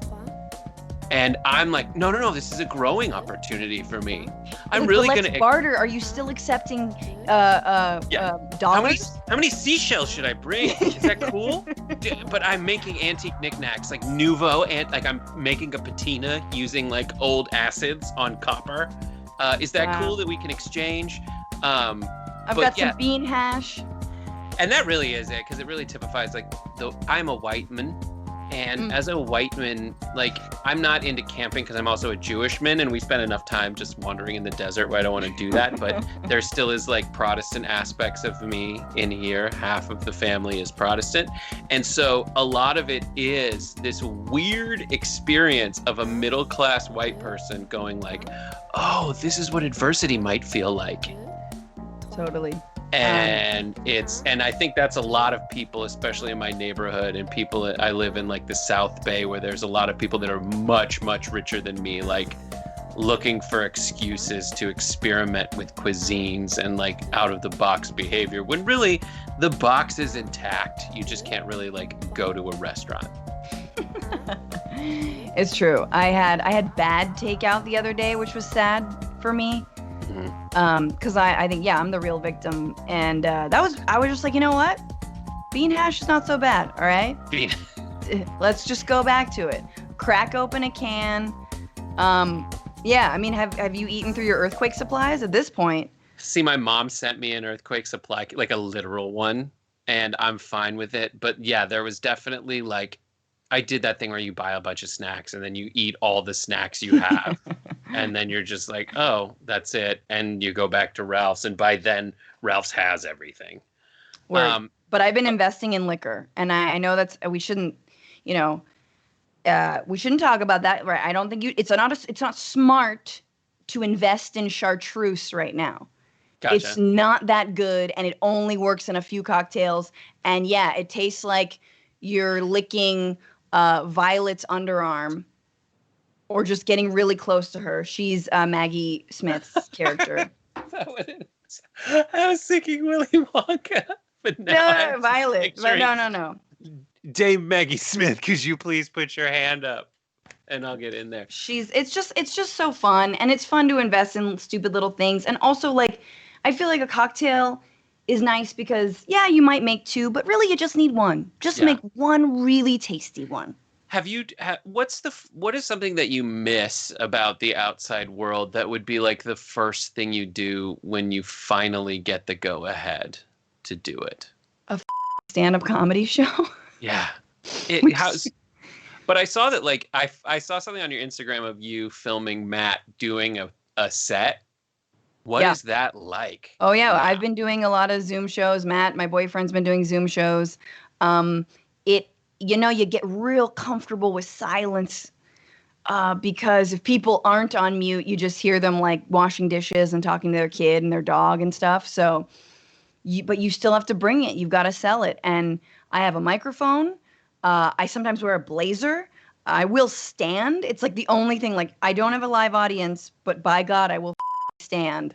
I will stand up. It is stand-up comedy. Yeah.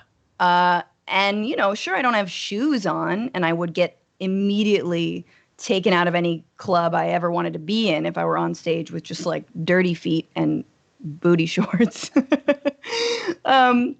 But yeah, it's a different thing. And actually, people are being really generous. It's great that people are still supporting live comedy. But I do look forward to the moment where we can gather together. And I don't think that's going to be in the first 50 things we bring back, because nobody wants to just, like, it's droplets. Stand-up comedy, we need your droplets. Like, we survive on the economy of droplets.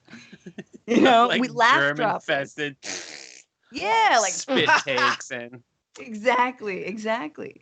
Good God. Well, I hope it all comes back as soon as possible. But yeah, we still have a lot to offer on this show, and we're going to get at it right after this break.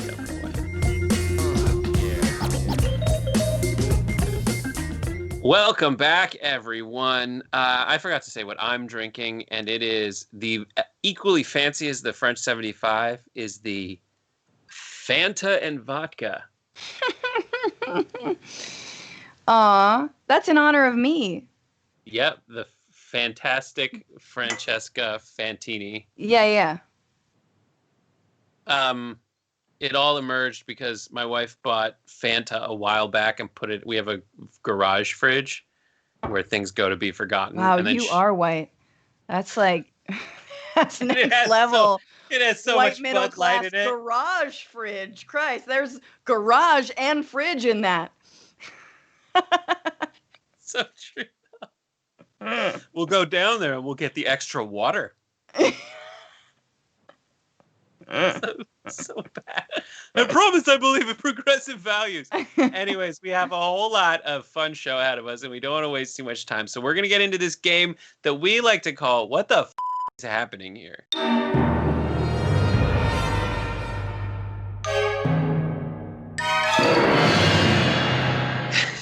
Alex is fantastic. Okay, so the rules are very simple. I'm going to show Francesca an image or maybe a video, but I think they're all images, and I'm going to ask her what the is happening here, and then you guess. If you need a hint, I'll give you a fake hint, but essentially you tell me what you think is happening, and then I'll tell you what actually is occurring. Do you understand the rules as I have presented them to you? Yes. All right. The first round of what the F is happening here. Oh. It is a X-ray. What the F is happening here?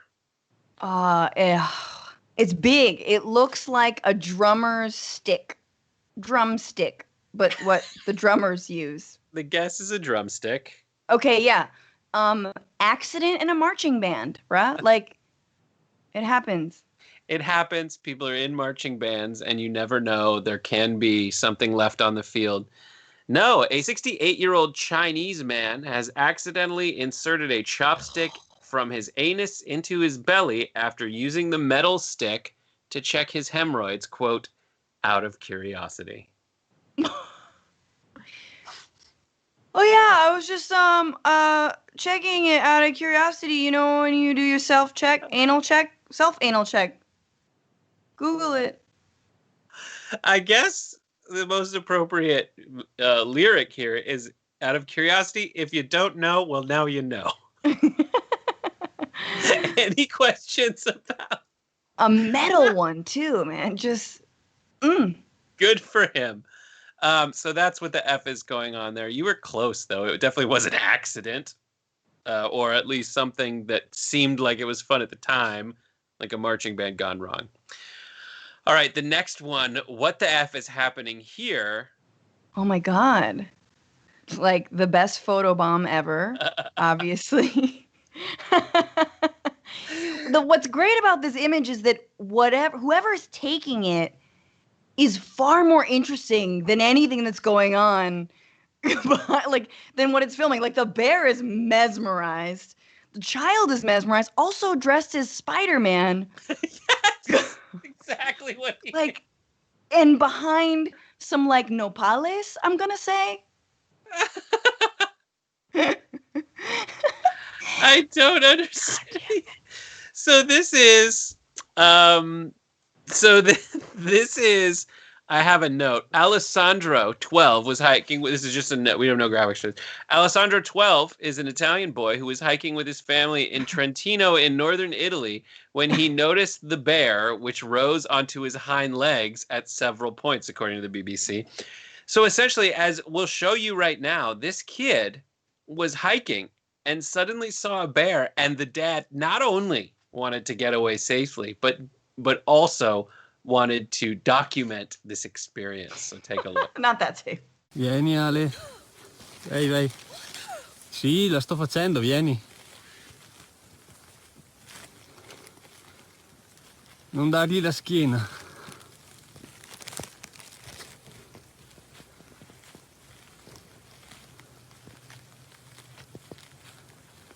So essentially, the bear, the dad knows that he can't turn his back, but he's like, kid, just keep walking slowly. But do you camp? I see you occasionally hiking or something on Instagram. Oh yeah, that's just for Instagram though.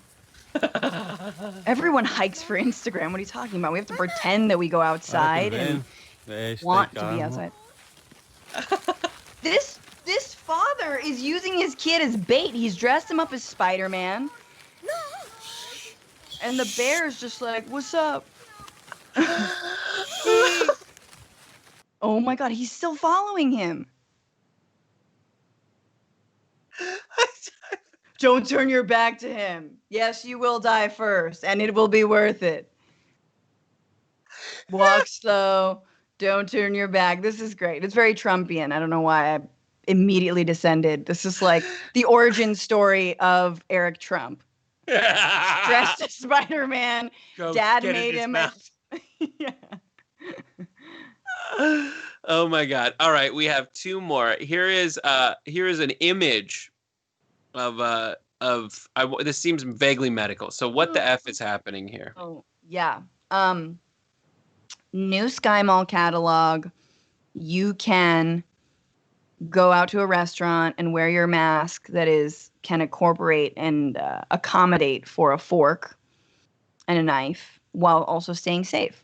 That is 100% exactly what that is. It's not Sky Mall because Sky Mall went bankrupt and everyone's sad because of it. And I actually did a musical about it. What? Sky Mall was my favorite. I need this, dude. I feel like I missed out on that going out of business sale. Sky Mall went bankrupt. It ruined me. One of my favorite things to do. Like now there's no. I mean, do you have a giant Yeti in your garage next to your garage fridge? No, I bought a ripstick. You know what a ripstick is? It's one of those things where it's like a skateboard, but there's two platforms for your feet, and you just go like this down a hill. And my buddy and I wore the same outfit. We wore matching outfits, which was a gray shirt and camo cargo shorts. and we went through Santa Monica on matching ripsticks just to see how people would react seeing two dudes in the same outfit on ripsticks. And we got a lot of thumbs up and a lot of people that were very obviously making fun of us, but it was a fun social experiment. I like that. But that is from Israel, and that is someone who has invented a mechanism. It's like you squeeze a little button and it opens your mask so you can eat. And it's from Israel. So, like, I think after the quarantine is over, they should still mandate that people wear this, because the one thing you do not want to see is Jewish men's mouth when they're eating. So, oh it's wow, a lot of coleslaw, and finally, perhaps my favorite is this next image. What the is happening here? Oh yeah, that is look, it's a papal porta potty. Very chic. They're having their own Coachella inside Vatican City. And this is just a papal porta potty, and that's the like little squeezy hand sanitizer. That is a really good guess. But no, as we will reveal in this next image, this is a socially distanced baptism. And once again, something else that relies on droplets. It's absolutely true. The holy water. This is in Ireland, to be fair, but it is not just there. We have multiple examples of different priests giving various baptisms. Oh my God, yes. Squirt guns. This makes me just want to have a kid or become Catholic or both just to do this. I would do both of those things for that bit. If a priest could just super soak my bald baby's head, worth it. There is nothing better and worse than incorporating guns into. They're using squirt guns to baptize kids. So good. What about for communion? Are they like right? The entire everyone like line up. It's I got a good spray. Like whatever shoots the discs when you say pull, it just flings them at the congregation and everyone. No, it'll be like just like feeding ducks at a pond. You just rip off all the bread. I never understood. I went to Catholic school and I never understood where they're like, all right, here is the central spiritual miraculous activity of this religion, eating your Savior's body. Mm-hmm. And not only that, but drinking his blood. Look, honestly, at that moment of a Sunday morning, you're hungry. And I've been there where you like have that little wafer and then your stomach's like, like it's so hungry. Absorb the nutrients. Get the shit. Nothing here. Yeah, no, it's weird, but hey, listen, eat his body. That your Savior, that makes sense. Eat his body. My cat will eat my body because I am her Savior, and when I die, she will. So it all makes sense. Yep, ashes to ashes, dust to kitty litter. All right, we got to take a break. When we come back, we're going to talk about some totally normal people.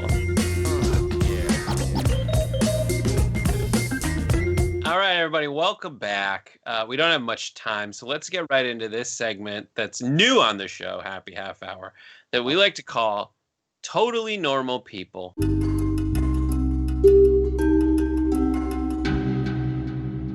God. Dude, my dreams were already weird before this show. And now they're just going to be 10 times weirder. Thank you. Thank you to all the producers. Yes, Alex, that was the most horrifying and most visceral image I've seen in so long. I realized, like, as we were going to shoot, I was like, oh, I didn't give any, like, notes on that. And she's like, no, I figured it out. and just that a clown. She did. So we're going to go through some totally normal people who are doing totally normal things on the internet, and we're going to call them out and show exactly just the extent to which they're being normal. This is a post from actually a normal person of abnormal people. It's from a Facebook group called Gun People Who Hate Gun People. But they're showing these folks, and one of them is blurred, and we'll explore that in a second. But if you'll see on the right, this is a trend of right-wing gun-toting males who have decided it's a good idea to, in their car, drive and post photos of themselves with their guns in their hands, their fingers on the triggers, and the guns are pointed at their penises to totally, quote, own the libs who think that there should be gun safety laws and practices. Yep. That's great. Oh my God, do it. Keep doing it. Keep driving with a gun cocked at your That's wonderful. Listen, the world doesn't really need more gun fanatics. So listen, but it also is really hard time to be a gun fanatic because arguably we're having a decline in mass shootings. And if you relish in someone's ability to openly carry an AR-15 and openly buy a semi-automatic, you know, you're hurting right now. So, yes, they are whatever. hurting. And they will be extremely hurting. I originally thought that in that original photo, there are two people, if you barely can see on the very bottom, the person in the bottom right photo is actually wearing a similar yellow shirt, but the steering wheels are different. So those are two different people doing it. But as you'll see in that main photo, it's blurred out. And the reason it was blurred out is because essentially the person who posted it thought that the original image was too hot for TV, essentially. And so if you reveal the next photo from someone else who pointed it out, the thing they thought was too hot for TV was that there was a cat. And if you advance to the next photo, the look on the cat's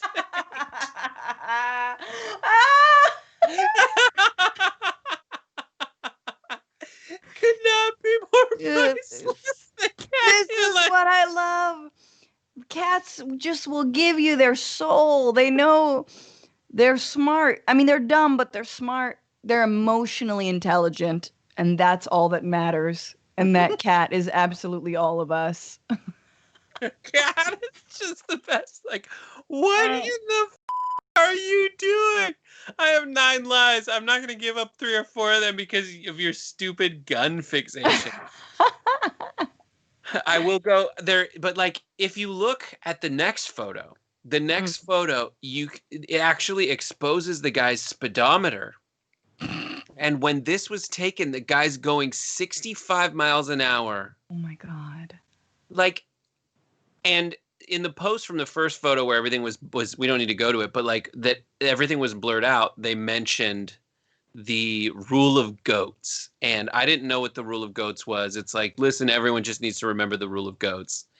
And the rule of goats is, even if you say you're only goats, ironically, you're still a goat. And that's exactly it. Even if you think, ironically, you're owning the libs by driving down here and being like, listen, guns don't kill people, people kill people, and I'm a guy who can have a gun and do it responsibly, and I'm owning the libs by driving 65 miles an hour down a highway. With one hand on my phone and one hand on my gun. You're still that guy who may or may not, at this point, not have a penis because he blew it off. Yeah. No, I mean, though I love that rule because I feel like the alt-right lives by that rule. Like the alt-right came out of just pure irony. Like, oh, you think Hitler's bad? Oh, Heil Hitler, Heil Hitler. Oh, wait, Heil Hitler. Hey, you know, like that's how it started, was just them being ironic. And it's like, yeah, bro, at some point, the irony becomes real, and you not being able to say the N-word just turns into you being a racist. Yeah. But hey, you owned the libs who don't say the N-word. All I want to say is like, oh, no. Drive faster. If you're really that bad, just drive that much faster and put gun bullets in there. Look at me. I'm such a gun owner. Put gun bullets. Use gun bullets. As opposed to, you know, holy water bullets. Holy water wafer bowl. You're absolutely right. This was a extremely like firearms focused episode of Happy Half Hour that we have run out of time in. So Francesca Fiorentini, thank you for joining us. For everyone else watching, we're going to do a web only segment. So everyone watch that. Follow us HHH on TYT. Also, go to tyt.com/go and give a big enough donation and shop tyt.com. You'll get a cool shirt. We press on. It's amazing. You guys have masks like that? Oh my God, we should. That's a way better. I hate the way I feel right now because that's such a good idea, and it just came to you. It just came to you in a moment. I know. There's Francesca. She's wildly brilliant, talented, whatever. Thank you. Thanks, Brett. Thank you. And we have more with Francesca, so if you're watching our members only stream, you'll see it. Thank you for watching. We'll see you guys next time.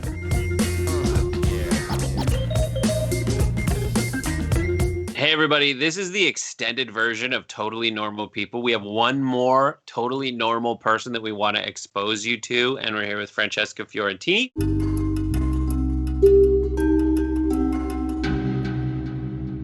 That extra normal person is Davida South, according to her Facebook page. You've heard of like the COVID Karens who are accosting people inside Trader Joe's. This is happening outside the Trader Joe's parking lot. And she writes on her Facebook page, the new abnormal becoming the new normal, she blindly obeyed. My new #artivism, since last time I was behind the camera with my super artivist sis-star twin, Julianne. And then a number of emojis that seem to be pretty slapdash. She posted multiple photos. I want to focus on one in particular. So she has, I don't know if Davida South's taking the photos. I tried to compare, and it seemed like this was the person. Herself was Davida South. Francesca, what is your take on this image that you're seeing here? Jealousy. This is someone who has money for groceries and is clearly working out in quarantine and has not let the bush go, and so is somehow getting a waxer, probably illegally. You know, I just want to call the cops. Excuse me. But also, like, kind of giving me some She-Ra vibes, which is, like, harkening back to my, like, 80s. Like, if She-Ra went grocery shopping during COVID, for all you 80s babies, you know who I'm talking about. He-Man's sister, question mark? I can't remember if they were lovers. Are they a thing? Pretty sure it follows Star Wars storylines, but I can't be certain about that. What are those things around her? Is it tinfoil? So she has taken masks.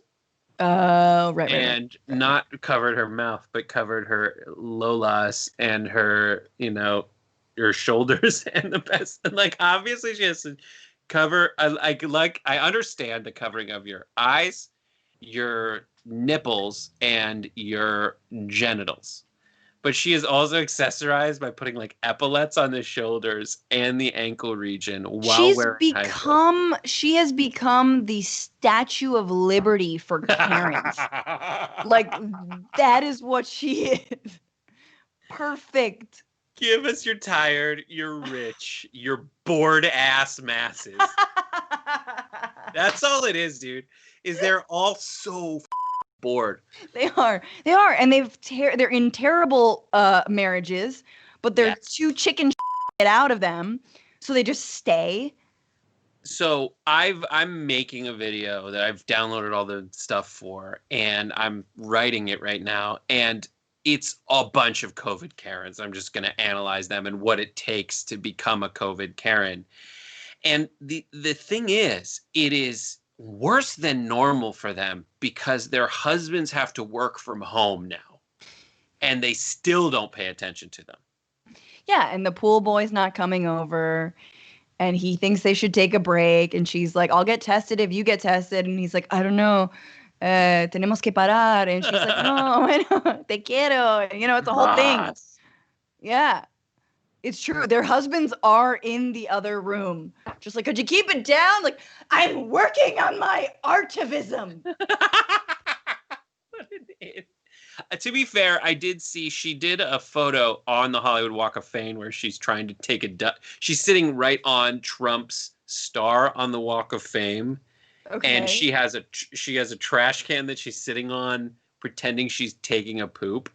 So it seems like she and all of her like Facebook messaging is how her job is to be misunderstood. What do you mean by that? That's what she describes herself as? Yes. So it is just explicit attention seeking. Of course. And she is just as useful an idiot as any. I'm so glad they opened Runyon Canyon. Cause like she needs to put on them Lululemons, get out there, sprint up and down. Everyone can look at your, hot ass, whatever. Exactly right. She wears the fine. ones that are technically see-through. Yeah. Go up those 8-foot steps. Dude, so nuts. That was a perfectly normal person, totally normal person. Watch the rest of the show if you're watching this on Twitter or Instagram. Watch the whole show. Become a member. tyt.com/join. Francesca Fiorentini, thank you so much for joining us today. Thank you, Brett. You're the best. All right, you too. And we'll see you next time, everybody. Bye.